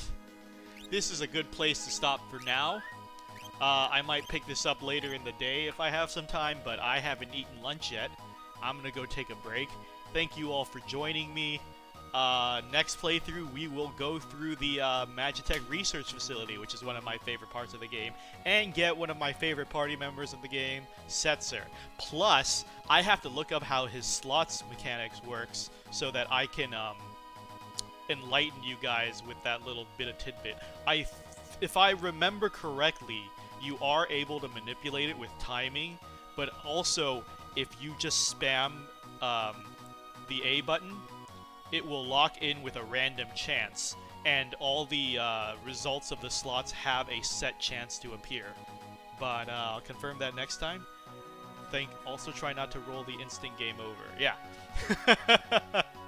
So, and we get to see the little Mysidia rabbit, but we'll talk about that next time. Lots and lots of more lore dump next time. Thank you guys.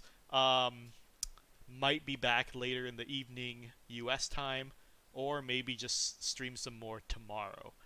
Thank you for joining me. I will see you guys on the Discord. Take care.